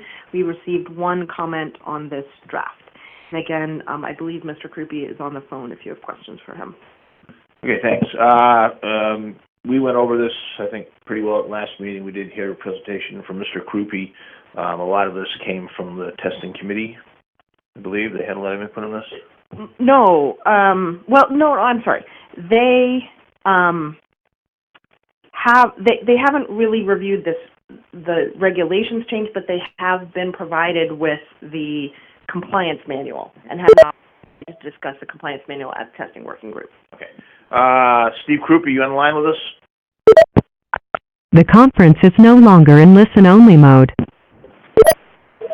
Yes, I am on the line. Hi. Do you have anything to add to it? Why don't you introduce yourself? We've got a new board member here, and some folks might not know who you are. Why don't you just introduce yourself to us? So my name is Steve Krupe. I'm the Quality Systems Manager at the Environmental Health Lab in Anchorage. Okay, very good. And you heard the director's discussion. Let me ask while we have you on here. Are there any questions about any of this for the direct order for Mr. Krupe. Through the chair. Go ahead. Mr. Krupe, have you looked at, the comment that we did receive? Yes, I have. I would like to, I guess, talk a little bit about the 7 different QC samples, that they discussed and get your thoughts on that. They said it far exceeds the analytical laboratory standards of practice. Yes, and my first thought on that is the quality assurance and quality control in this document are not new items. These have been in the industry literally since the 1980s when the Superfund and Resource Conservation Recovery Acts were put in place by the EPA. These are not things that we just pulled out of thin air. However, with that said, some of the frequencies of quality control that are in there, the respondent did make some good comments regarding the frequency of some of the quality control items. And the upshot is I would like opportunity to make further revision to the compliance document to take those comments into account.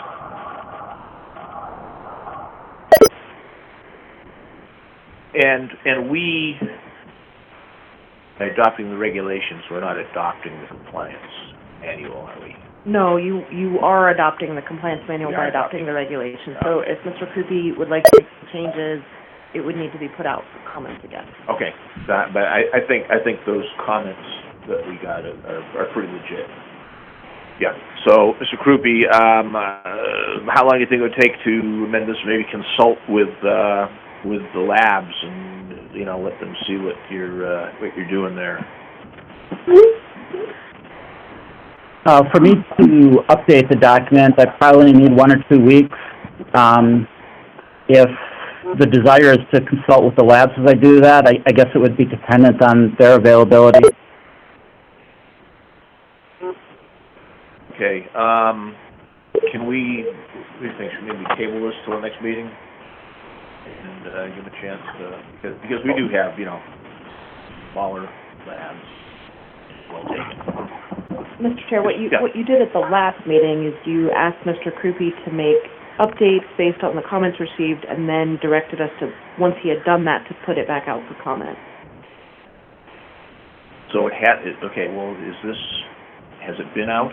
It's been out twice, Out twice. but every time there's a substantive change, it needs to go out again. Right. And so I think the issue here is that since the document would be adopted by reference, that has to be amended before it goes up for public comment. And what I thought I heard Mr. Krupe say was that it would take him about a week to do that. A week or two, and then some, you know, running it by the testing industry again to see what if anything else jumps out at them. And Mr. Chair, if I could speak to one additional comment. Sure, go ahead. Also something else I gleaned from the respondent's message was that there's a misunderstanding of the purpose of some of the quality control samples. And I think there's value in interacting with the laboratories to make sure that we have common understanding of the purpose of some of the quality control steps. And so I would like to have that opportunity to interact with the labs and make sure we have that common understanding. Otherwise, we're going to have responses like this repeated and may never get to adoption. So I definitely see value in working with the labs on this update. So, Mr. Chair, I think the idea is to get it right and not get it back. So, That's correct. So you have a couple of options. You could put this off to the next meeting. You can also always call a telephonic board meeting just to discuss this. You want to do something in the interim. I'm just concerned about making sure that process-wise, this has already been sent up for public comment, and it's by reference. So if we were to call the chair to consider this item after Mr. Krupe's had a chance to talk to the laboratories and make possibly make changes in the compliance document, we don't have to, send it out for public comment. No, you would. So you would get the amended I see what you're saying, document. I see what you're saying, we'd get it, but we could do it between now and the next meeting. Sure. Okay, all right. Okay, so that sound all right? Okay, then we will take up, regulations project testing oversight, at the call of the chair. Mr. Krupe, let the director know when you're comfortable with what you've got, and we'll have a meeting and vote whether or not to send it back out for public comment, and possibly, if it's 30 days, then we could have it. Yeah, possibly. Mr. Chair? Yeah. Just a housekeeping note. If, that telephonic meeting, does that have to be publicly noticed, and if so, by what time? Through the chair, yes, and a reasonable period of time. Usually we like to see 10 days. You can do it in 5 days. For something like this, if it's a regulation, there's not really much reason to do it in anything shorter than a week or 10 days. So I'm just thinking, I'm just trying to figure out the entire timeline to get this accomplished. Get the public comment back in on the agenda for the November meeting. And what time of the night are you flying? What time of the night are you flying airplanes? Yeah, all right. Okay. Then moving on to the last regulation, handler permit revocation. Director. Thank you, Mr. Chair. This proposed regulation expands on both why and how a handler permit may be revoked. The draft proposes to repeal and readopt 306-812 in order to do the following.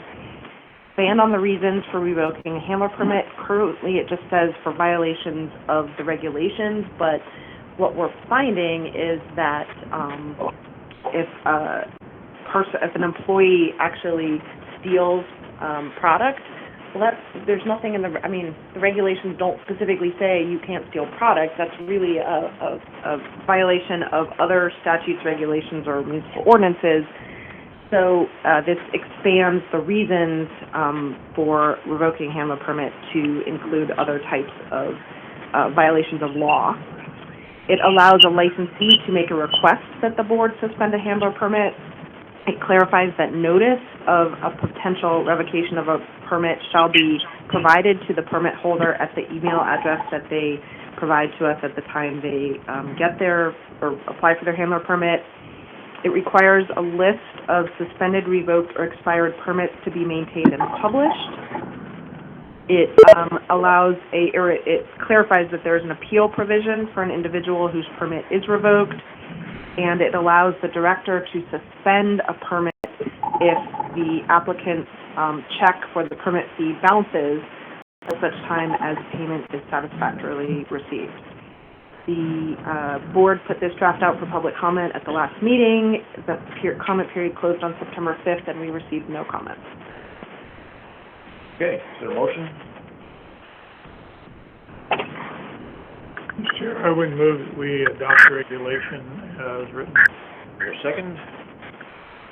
Second. Mr. Miller, any discussion?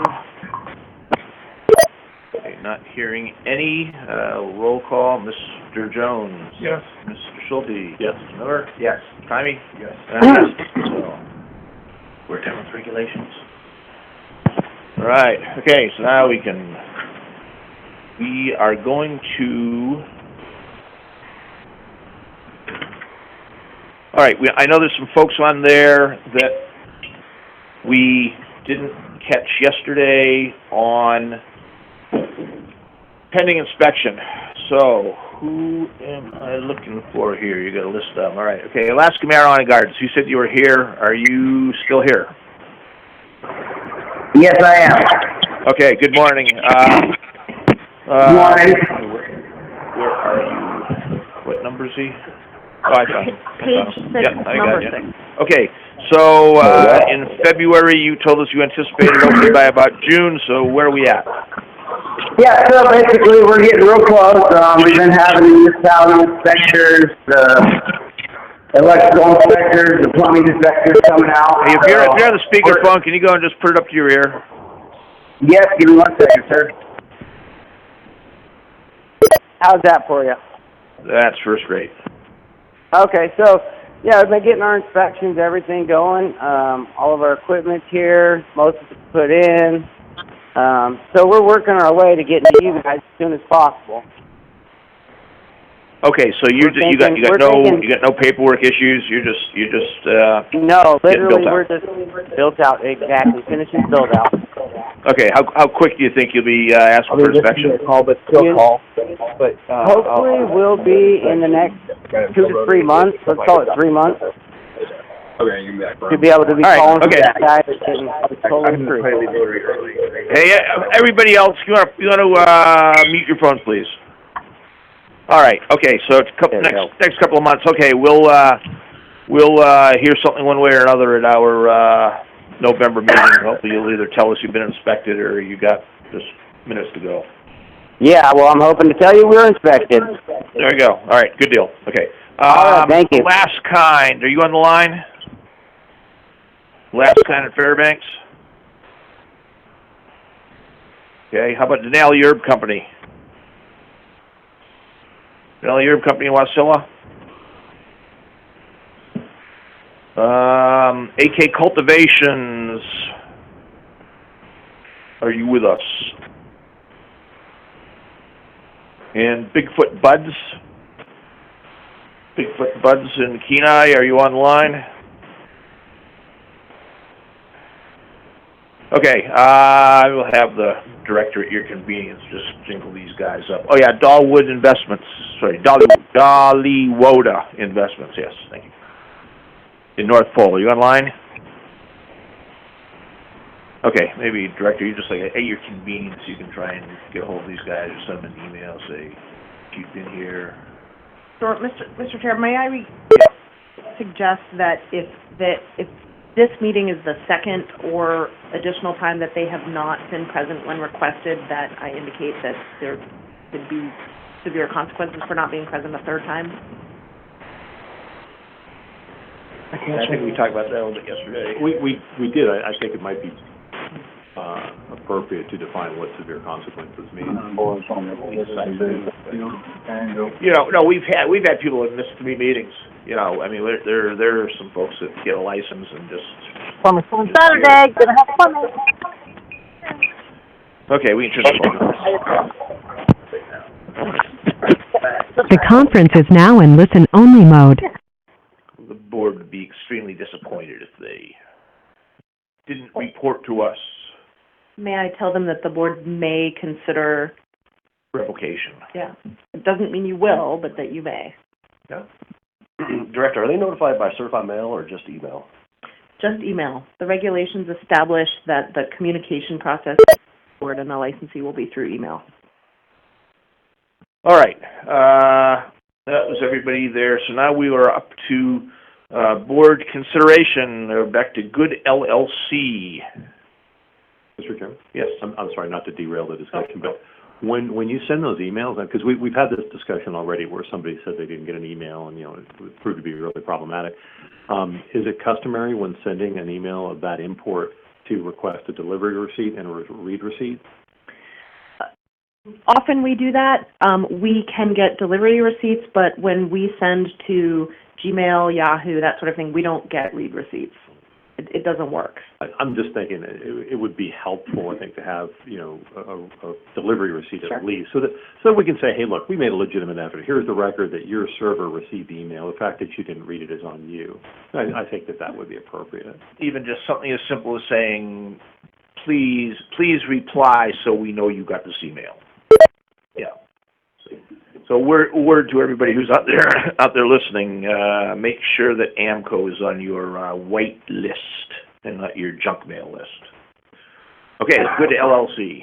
Mr. Springer? Yes. Yeah. May I just point out that if the email is either, if it takes a while to get into the server or if the email is rejected by the server, we do receive a notification that email was not delivered. Oh, yes. And we always record those receipts with the emails and attempt to try to contact the applicant and let them know that their email address is not valid. Great, thank you. Good LLC. Okay, Director. Thank you, Mr. Chair. So there's two issues that need to be addressed separately relating to this license. One is that the board approved in January of 2018 a product called Good Coconut Cooking Oil for retail sale, and this appears to violate 306555B2, which states that infused dairy butter, oils, or fats may not be prepared as standalone edible products for retail. I would recommend that the board amend its approval of this product to limit the sale to wholesale, to other product manufacturing licenses. There has been no notice of violation or anything addressing this because, you know, the staff didn't catch it, the board didn't catch it, the board approved it. They've only made a limited number of batches, but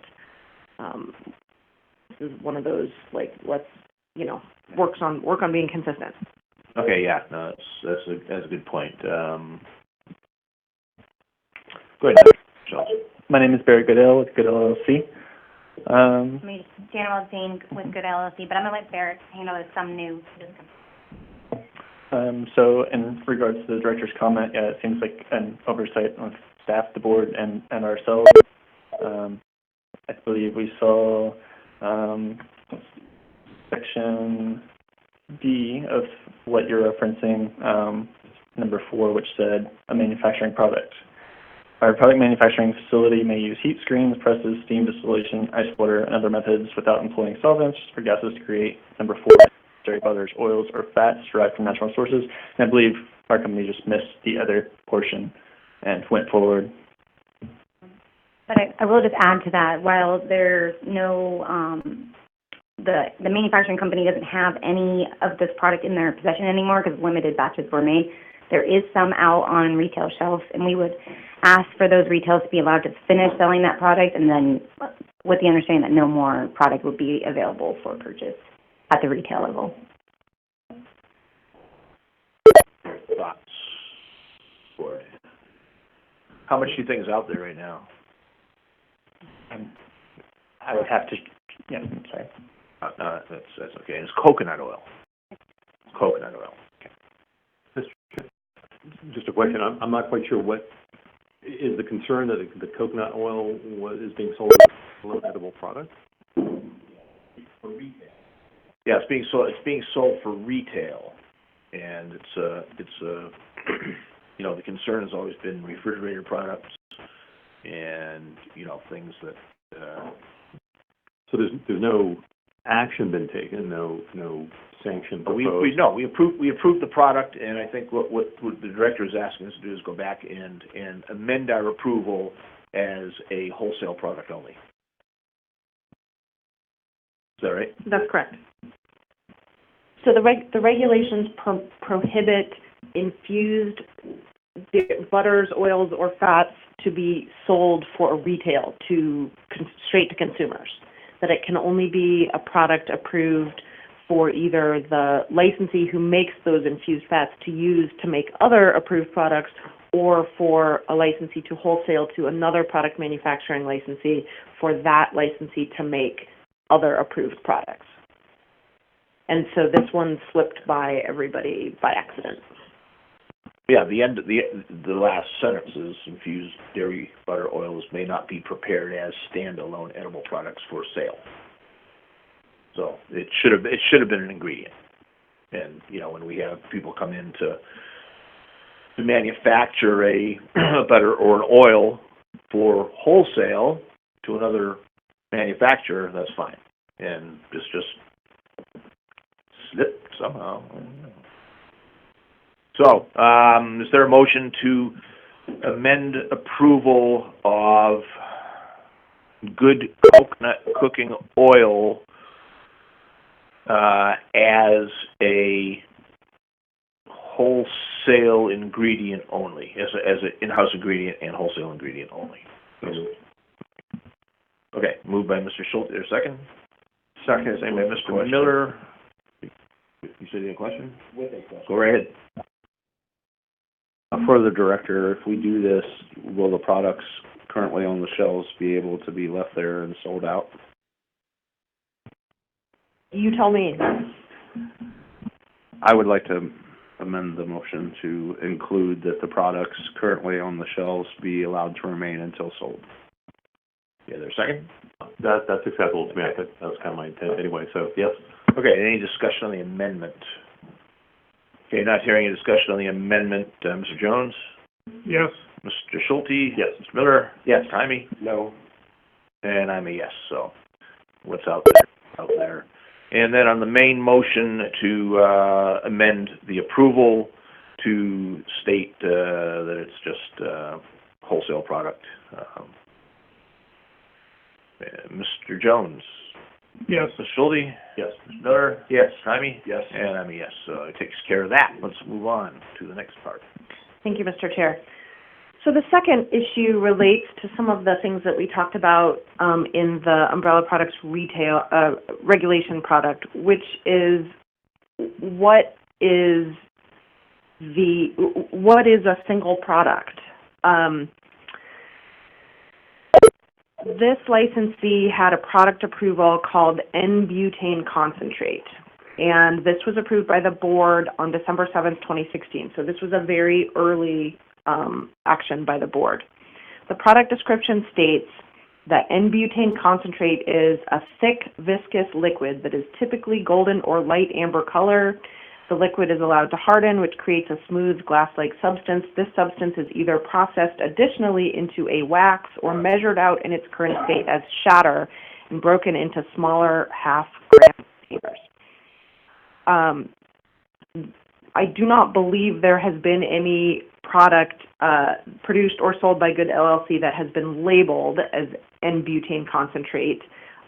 There's nothing in the metric list of products created by this licensee that is called N-butane.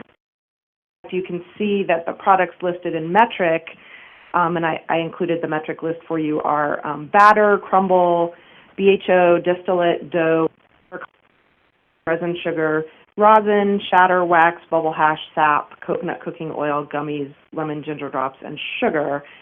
So that's 6 different things, but the products that the board has actually approved for this licensee are only 9. Good capsules, good coconut cooking oil, good gummies, good lemon ginger drops, ice water concentrate, manna transdermal patch, and butane concentrate, rosin, and vape pen with oil. So other product manufacturers have submitted as separate products wax, things like wax, shatter, sugar, rosin, and the like. And I know this also relates to Mr. Jones' excellent comments about, a process producing similar or different types of products, but in wanting, in the board's attempt to be consistent, is it okay that we have a product approval that is named something that isn't ever named on the label for the public is really being used to make a whole variety of things where other licensees have had to get separate approval for each one of those things. So this is a difficult situation. No, we haven't put any products on hold. We haven't issued any NOVs. We bring this to the board for the board to provide clarity to the staff on or to the licensee on how to address this situation.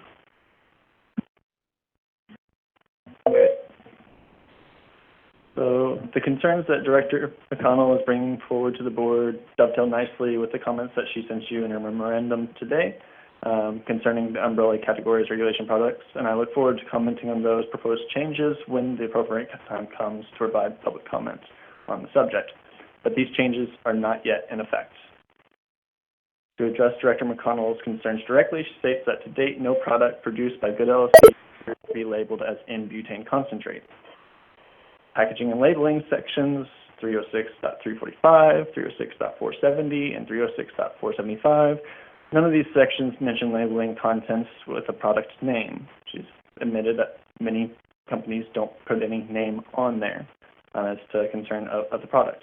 This is echoed in the director's memo when she clarifies that the staff proposes that the product name be required on the product label and in metric. Also, furthermore, she labels items in metric as products. So it's not the same. Metric encourages licensees for their internal inventory to use descriptors within metric so that they can better track. Let's see. This is further shown by the director's proposal to adding 306.570E sections 2 and 3. But licensees should not be regulated only by licensees should not be regulated by regulations that are not in place. And we should not be regulated by ones that are only being proposed. Furthermore, the most important point here is that Good LLC has not broken any regulation. We have followed our approved operating plan. We've only made products that were approved by the board, and the products were tracked by planting to finished product and using the inventory tracking system as it was designed. If the regulation projects result in a need to change how we operate, we will do so in order to stay in compliance. I just wanted to add a few points on that too. With the MJ05 that's attached to your board packet, as the director noted, it talks about wax or state of shatter, but what was also attached to that MJ05 was an additional description that it was not included that talked about the live resin process, and it went into detail about the winterization process and how different strains and different heat levels can come out with products that, as Mr. Jones noted earlier, might not be exactly what was intended when we first started creating it. So, for example, the dough that's on your list that you have that is in the metric system as one of their products, that was actually, I don't know if it's an accident, but if you want to talk a little bit about that. Yeah, sometimes you get a texture that's a new texture depending on many things, as was discussed in length earlier. Director McConnell seems to be okay allowing different varieties of products to go into the manufacturing process, whether it's flour or trim and how old the product is and varying the strain. These all are composed of many different cannabinoid fingerprints, and that's a huge variation for an ingredient, and it's going to create different substances whenever you put them through the same process. We are not trying to label these as different things. They're all in the same package type, and we are including a description of the texture on our packages to inform the consumer. As far as public health and safety goes, there are batch numbers.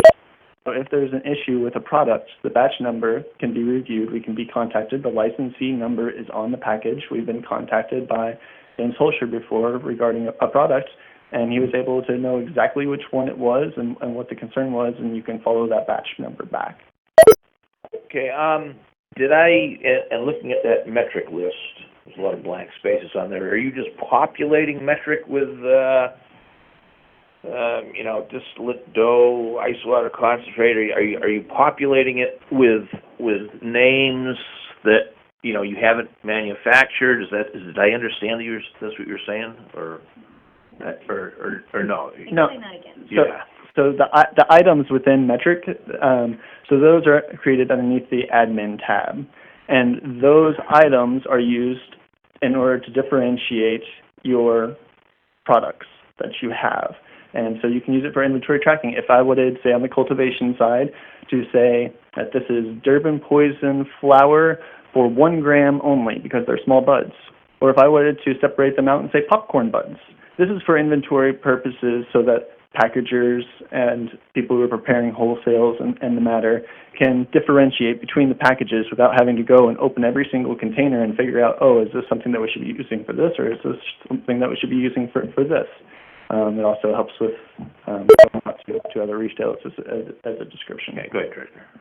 And if I could further clarify that what he's talking about, like under the admin tab, that you have to sort of register an item before that you can make a production batch of that item. So this list is things that they've registered. It doesn't say anything about how. It does say whether they've used that item.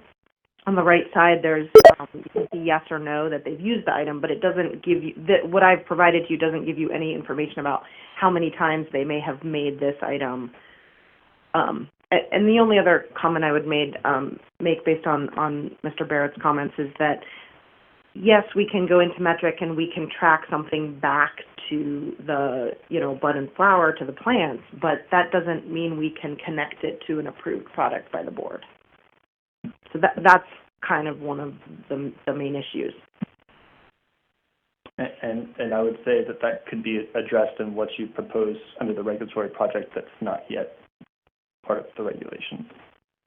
Okay, any board members got any questions or comments? Mr. Jones? I got several. And I guess, in light with the discussion of what's a sort of an interim product or what we've been discussing, and having visited only a couple of retail stores,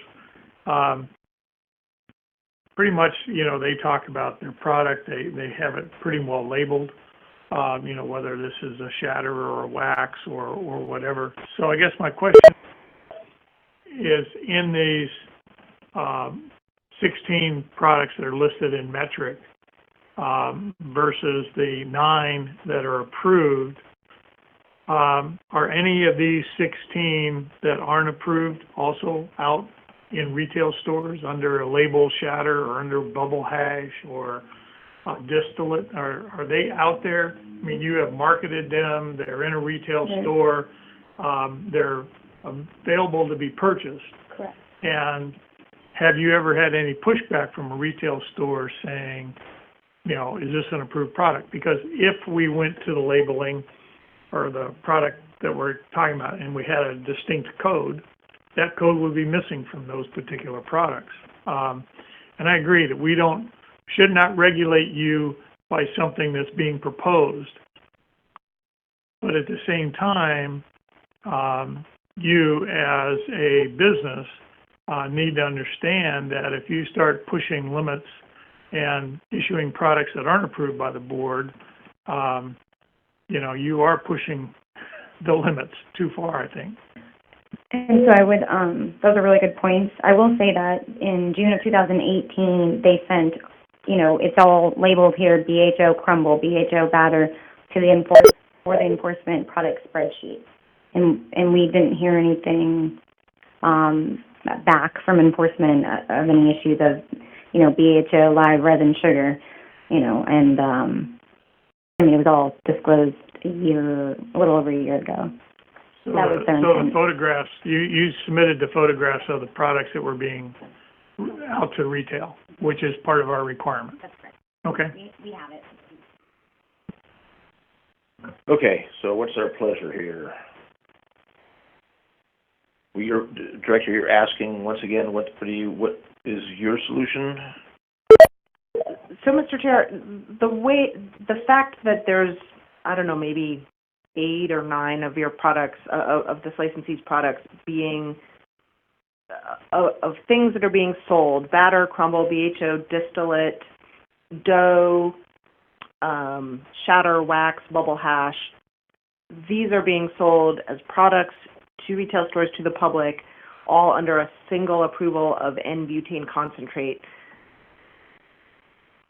I think that's difficult for the staff to make that connection, and I think it's difficult for the public to make that connection, and I don't think that's consistent with how the board has approved other licensees. This one was an early approval, so maybe other licensees say, hey, well, you didn't treat us the way you treated them.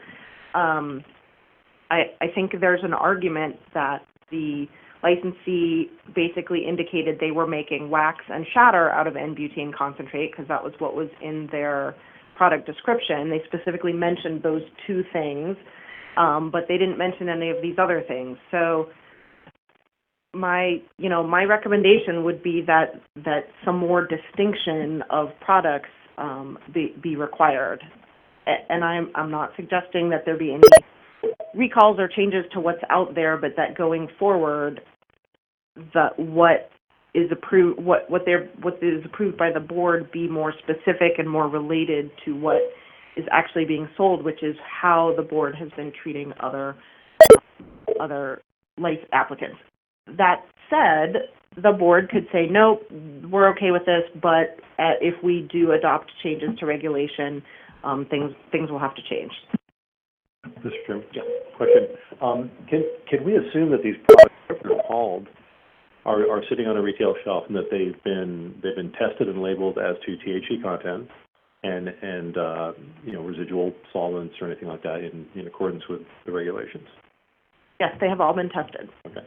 So it sounds like, to me, my thoughts on this are well, there's a couple. First of all, clearly, we need to protect the public health, and I think we're doing that through the testing and labeling, which is not really specific to what to the product name.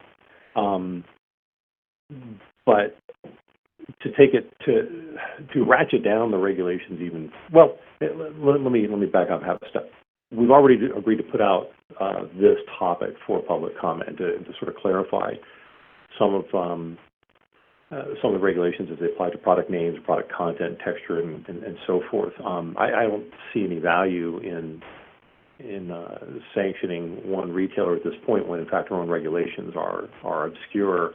And we're not talking about a sanction here. Yeah, I don't see any value in even holding up their business at this point. It really just sort of speaks to this broader discussion of how we want things to be labeled. And maybe looking at the list of stuff that is in metric, they're in some cases very general, in some cases oddly specific.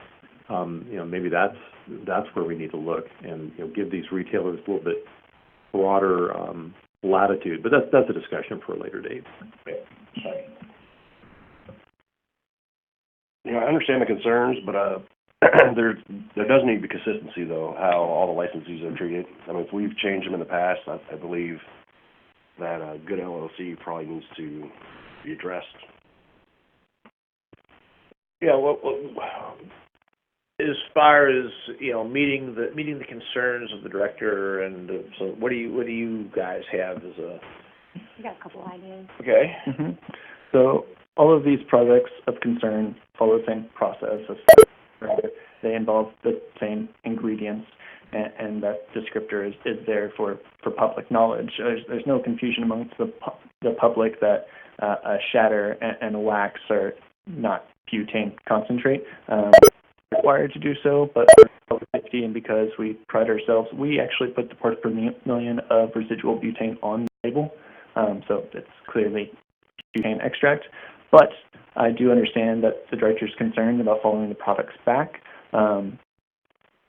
Is it something that we could do within Metric if we change all our admin labels to be strain varietal in butane concentrate and describe the texture so that enforcement would be able to see that it was the in-butane concentrate product that was approved by the board, including that additional information in there? So that's one option. Another option would just be to add in the little print N-butane concentrate on each label. Okay.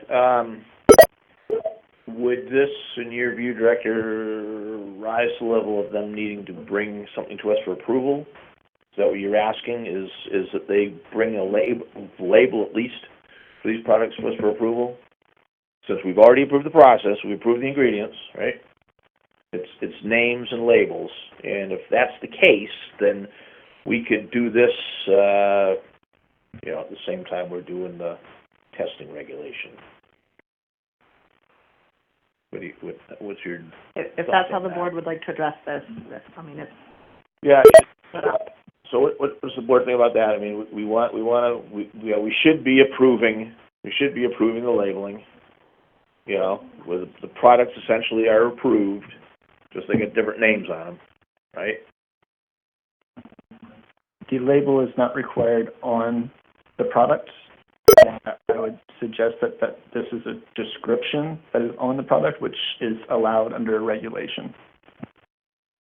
That's a good point. Okay, we got a Solomonic solution here? Mr. My thoughts are that staff should be enforcing what is written in statute and regulation, and no more. And any interpretation, anytime those rules and regs are vague, we should, I think, default to not impinging on commerce. except of course where it affects public health. I mean, that's always a footnote. I think that's kind of where we are. So I'm not sure that I have a solution other than they don't seem to be doing anything inappropriate, and maybe we just need to look at our regs in the future. And I wonder if Erica had any comments on Barrett's idea about the metric labeling would help some of the concerns. That would allow us to tie the products to the board approval. It doesn't really address the issue of how this is different from how other licensees have been dealt with. But again, it's the board gets to decide what to do with that.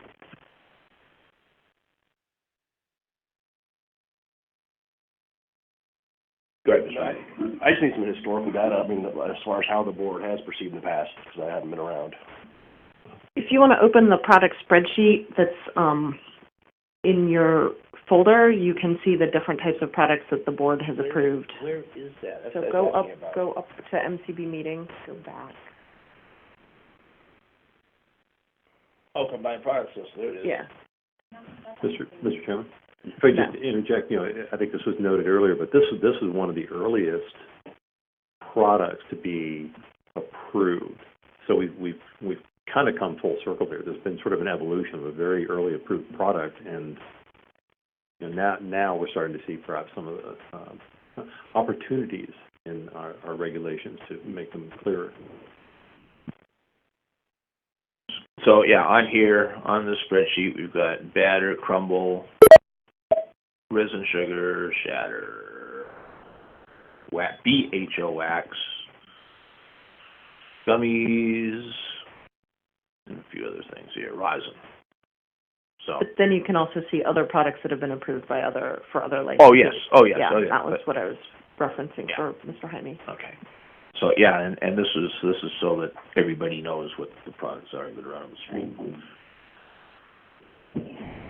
So does that spreadsheet, is that from the enforcement? Yeah, this So is then our I spreadsheet. I think it's online. So then are these pictures, I mean, then, Mhm. yeah, so then they would be on there? Okay. Right. Yeah, we just don't have the other items on here. We just don't.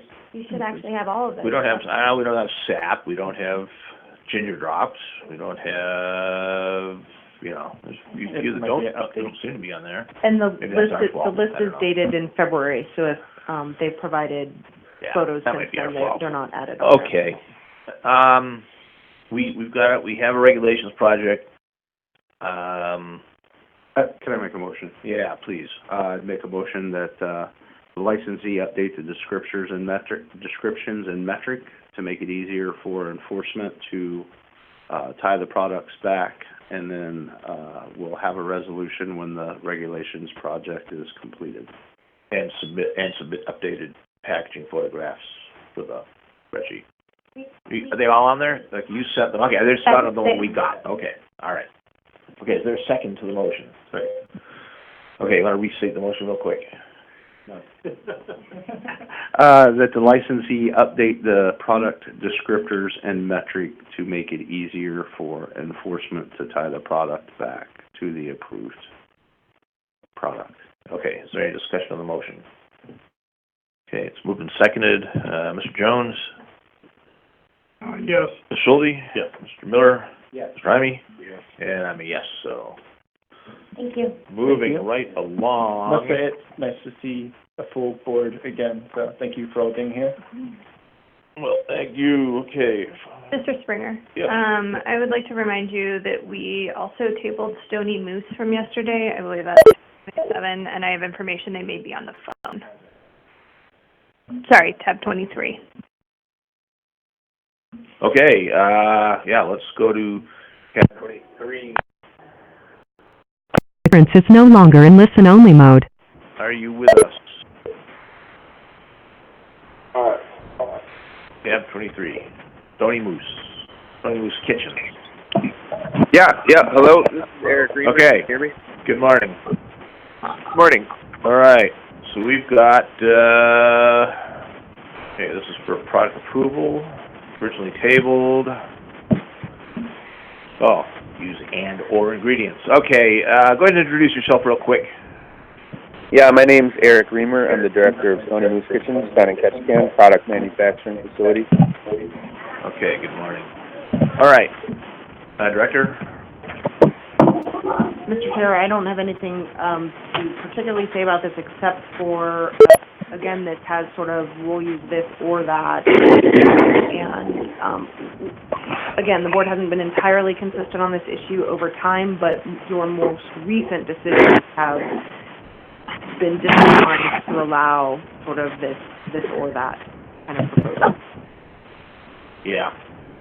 See, one of them says infused alcohol or infused glycerin. So there's a difference there.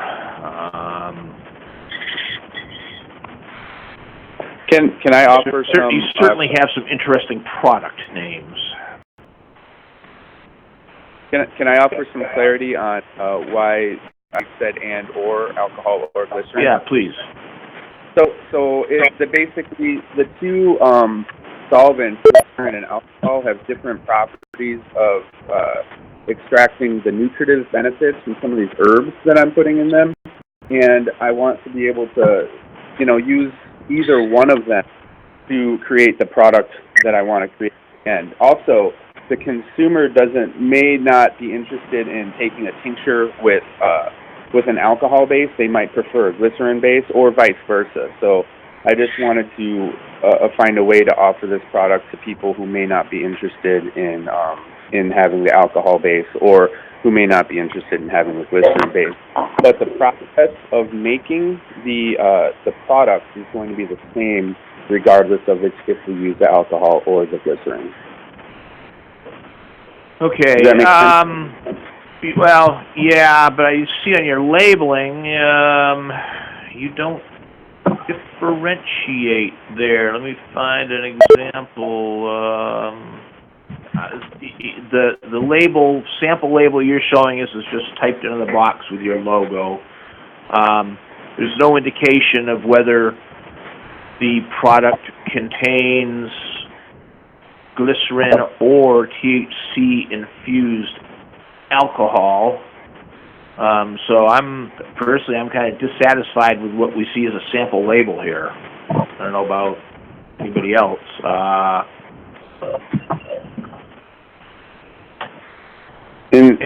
would. Okay, remind me, what's MCT oil? MCT oil is a medium chain triglyceride. It's basically a carrier oil used to thin the rest of the ingredients in there and make it thinner and easier to dispense. Kind of a neutral agent in there. All right. Turn to the board on this. How come you just doesn't submit two separate products? Well, I think Or can you submit two different products to the board? I mean, the alcohol or the glycerin? Yeah. I think those are approved, aren't they? We approved infused alcohol and approved infused glycerin as a manufacturing product? For this licensee? I'm not sure. I have both of those. It does seem like that if the base substance is different, it would be a different product. Yeah, go ahead. Did we approve infused glycerin and infused alcohol? Yes, I have both of those products approved. Okay, as your base products. All right. So it seems more like you would be. And again, let's get back to if I'm a consumer and I want to buy some brain tonic. But I don't want alcohol in it. How am I going to know whether it has alcohol in it or glycerin? That would be indicated in the ingredients section of the label. That would be one of the ingredients would be THC infused alcohol, and if it was a glycerin product, it would be THC infused glycerin. They would actually say that in the ingredients on the bottle. Which makes me bad. But the regs require you to send us a sample of the label, and your sample of the label does not list any ingredients. So like for the first one, it doesn't list lion's mane, peppermint, rosemary, and Uta Cola, whatever that is. You give the warning labels, but you don't show an ingredient list. And most of the products where they've done an ingredient list, that's part of the label, and we see that, and that's not in your sample. Well, I do apologize for that omission on the product fill sheet. I do write the ingredients of all of our products that we produce at Sony Nutrition on the packaging. I feel like that's very important for clarity for the consumer. And I don't recall that I put the ingredients list as part of that simple label in my other products, but I do list the ingredients on all of the packaging that we produce. So if you like, I can amend those product submittals and add the ingredients list to the sample label. But I want you to know that I will be putting that on the product regardless. It's important that the consumer knows what's going into these products. Yeah, okay, I don't want to do labels by, I do not want to do labeling by, delegation.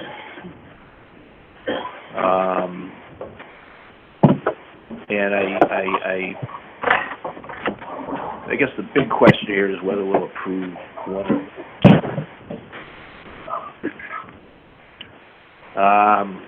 Although I have just... Mr. Chairman, question? No. Do the regs... Okay, so that, this is one of those things where, we're enforcing something that's not actually written. Well, yeah. Haven't started enforcing it yet, but that's... Right. I mean, that is our choice, to enforce something that is not written or to approve something now and again let that speak to more refined regulations that are out for public comment. If I understand correctly, the licensee is proposing to put on the label that it's either THC-infused vegetable glycerin or THC-infused alcohol, and in either case, it would be on the label. Right, and the thing is, we do approve the ingredients for a particular product. And we've had cases, applicants come in and say, well, I want to either use butter or infused coconut oil. And we said, which one is it going to be? We're not going to let you flip a coin. You're going to have a product that's, you're going to tell us what it is. So it would seem like in the case of this, you're asking to use two discrete ingredients that are approved, and we're not, I don't think that in our umbrella regulations project it allows, swapping one THC ingredient for another one. Okay? So I would almost think that the label, the name, the product name, I would be more comfortable approving Sex Drive with glycerin or a product called Sex Drive with THC-infused alcohol. I'll see what other board members have to say about that. That's the big issue. Whether it says you're voluntarily putting on the label that it would say contains alcohol, because the fact is that 750 doesn't require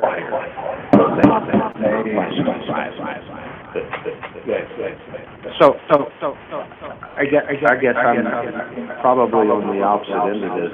Is all we should care about is that they're using it. Echo. And then sorry, Echo's got me a little messed up. And once a product is food or something is congested, there is an entirely different set of regulations that are federal regulations about how it has to be labeled. So, we should only really be caring about the fact that they're using an approved product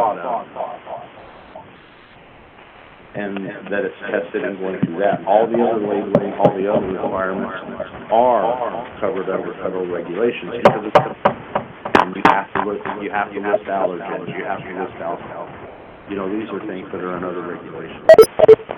No, I don't care what you're using as long as we've approved. Let me ask the opposite, just one quick question. When you compare, a product containing THC infused alcohol, does your process cook the alcohol off, or does it still retain its molecular properties? I'm sorry. Okay, folks, please put your phones on mute. We're getting big feedback, as everybody can hear. All right. Can you hear me clearly? It's noon. Hang it up and call it back, or you gotta go to lunch. I would, if we can do this quickly, have everybody, well, the applicant take a call back and if we can't get this settled. All right. Yeah, we're gonna hang up and reset the bridge,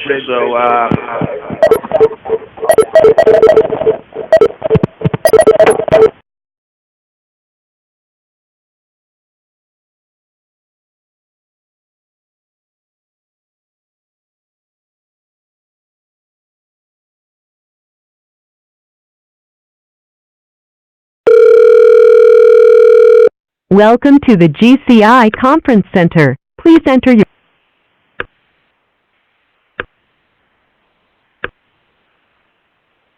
Thank you. Please stand by. If you are the chairperson, press the star key now.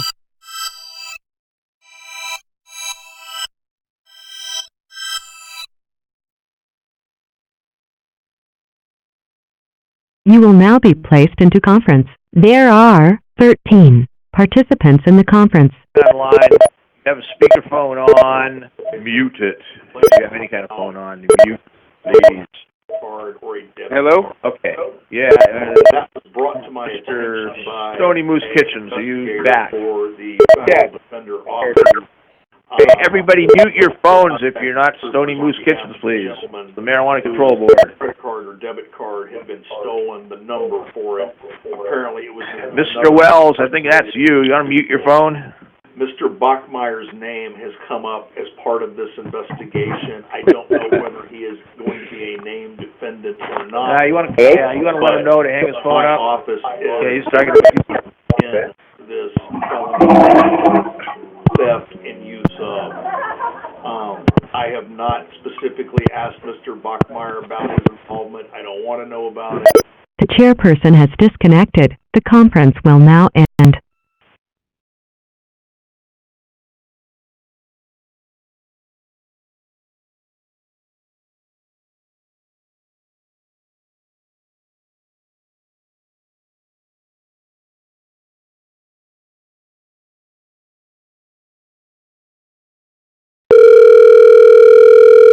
Welcome to the GCI conference.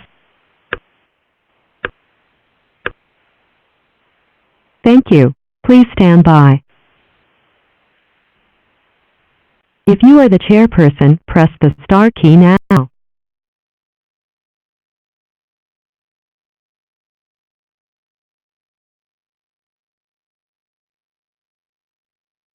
You will now be placed into conference. There are 14 participants in the conference. Yeah. This is Eric Reamer with Stony Moose Kitchens again. Okay, very good. Please, you be the only one with your microphone on. Everybody else, mute your phones. Okay. All right, we're ready to talk it up a little bit more. I guess. We don't have a motion, do we? No, we don't have a motion. So I would like just to add one last. Yeah, go ahead. I do intend to produce both the alcohol-based and the tinctures.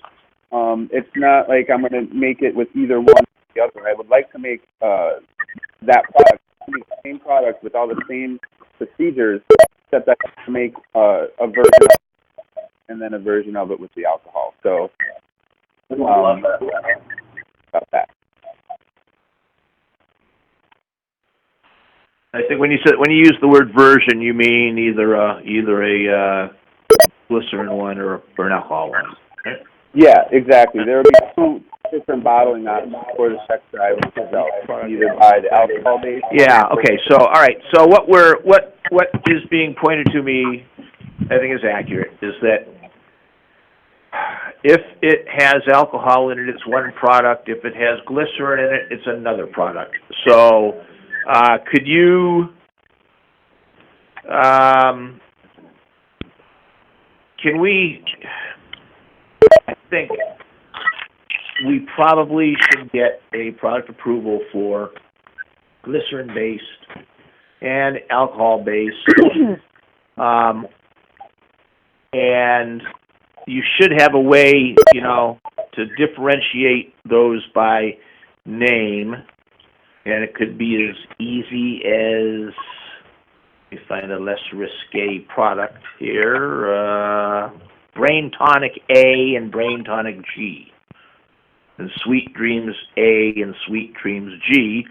And on the Sweet Dreams A, say it contains alcohol. And my question was, before we were so rudely interrupted, was, in your process, does the alcohol cook off, or does it retain its alcoholic content? No, the alcohol is mostly there as a barrier for the pH. It is not, there's really no alcohol left in the product that, at least not alcohol in the sense that you're going to drink the product and become toxic from alcohol. That's not. Right, but you've probably seen kombucha labels, right? Yeah. Oh, there must be a musher coming in. I hear the siren out there. So it's kind of the same thing, there are people who are highly sensitive to alcohol. So if you can figure out a way to do this, I don't think there's any controversy on much else here. Could we have him come in with applications for each individualized product, and we can take that up on a phone call? Okay, Mr. Chairman, if I may propose another approach to this. Mr. Chairman, I was mumbling. So it occurs to me that there doesn't appear to be a lot of heartache over whether these products are just alcohol-based extracts or glycerin. And I'm not saying this as a fact, but my impression is that we would probably approve either one. And really all we're getting hung up on is the process when they call it. So Tell them to stand by. That we can approve this today and say, okay, Brain Tonic is approved as with using vegetable glycerin. Brain Tonic is approved using alcohol infused, and let the labeling say that, and let this person get on with their business. Well, I don't think it's quite that simple. I don't think it's gonna cost them a lot of time and effort to just do another set of applications for tonic with alcohol and Brain Tonic. Get it to us, and I think maybe we could approve it a lot quicker than we've been talking right now. Okay, so just to clarify, and as I formed the thought, I think I've answered my other question. You're suggesting that Did you write that response? The conference is now in listen-only mode. Oh yeah, no, not putting it off to the next meeting. No, we'll do it telephonically. The thing is, like I said, we've had this discussion before. We have made applicants come back and tell us which of those two ingredients do you intend to use. One of them had a whole application, and it was like THC product. Was going to be the Mason Green. We're like, well, which one? So we've had this discussion with applicants before. I don't think that asking this applicant to break them down is any particular, time or money difficulty for him. But it does serve the public interest, and it keeps consistent with all of our other product approvals. So is the applicant clear on what we're asking? Yeah, The conference is no longer in listen-only mode. Hello? yeah, so you catch what we're saying there? So what I'm hearing is you would like to duplicate my product submittal and differentiate one with alcohol base and one with glycerin base. Is that correct? That's right, and you'll indicate on the label that it either contains alcohol or it contains glycerin. And now, we'll expedite that as soon as we get that from you. We'll set up a telephonic meeting. will I be required to pay the additional $250 per item for I just got ears. No, I don't think so. No. We're asking you to do this, so I think we can just go ahead and send the applications in. Folks, please mute your phones. Just do the applications, send them in. Anybody got a problem with waiving the application fee? Get those in as quick as you can, and we'll have a telephonic meeting, and hopefully people down in Ketchikan start tonicking their brains. Yeah, I hope so too. All right. Okay. Okay. Well, okay. Thank you. All right. Now we'll break for lunch.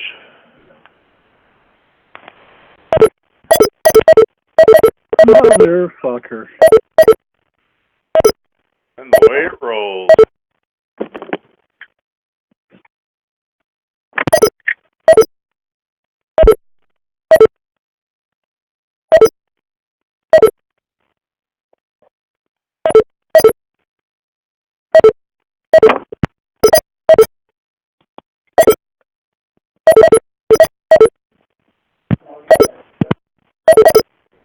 The chairperson has disconnected. The conference will now end.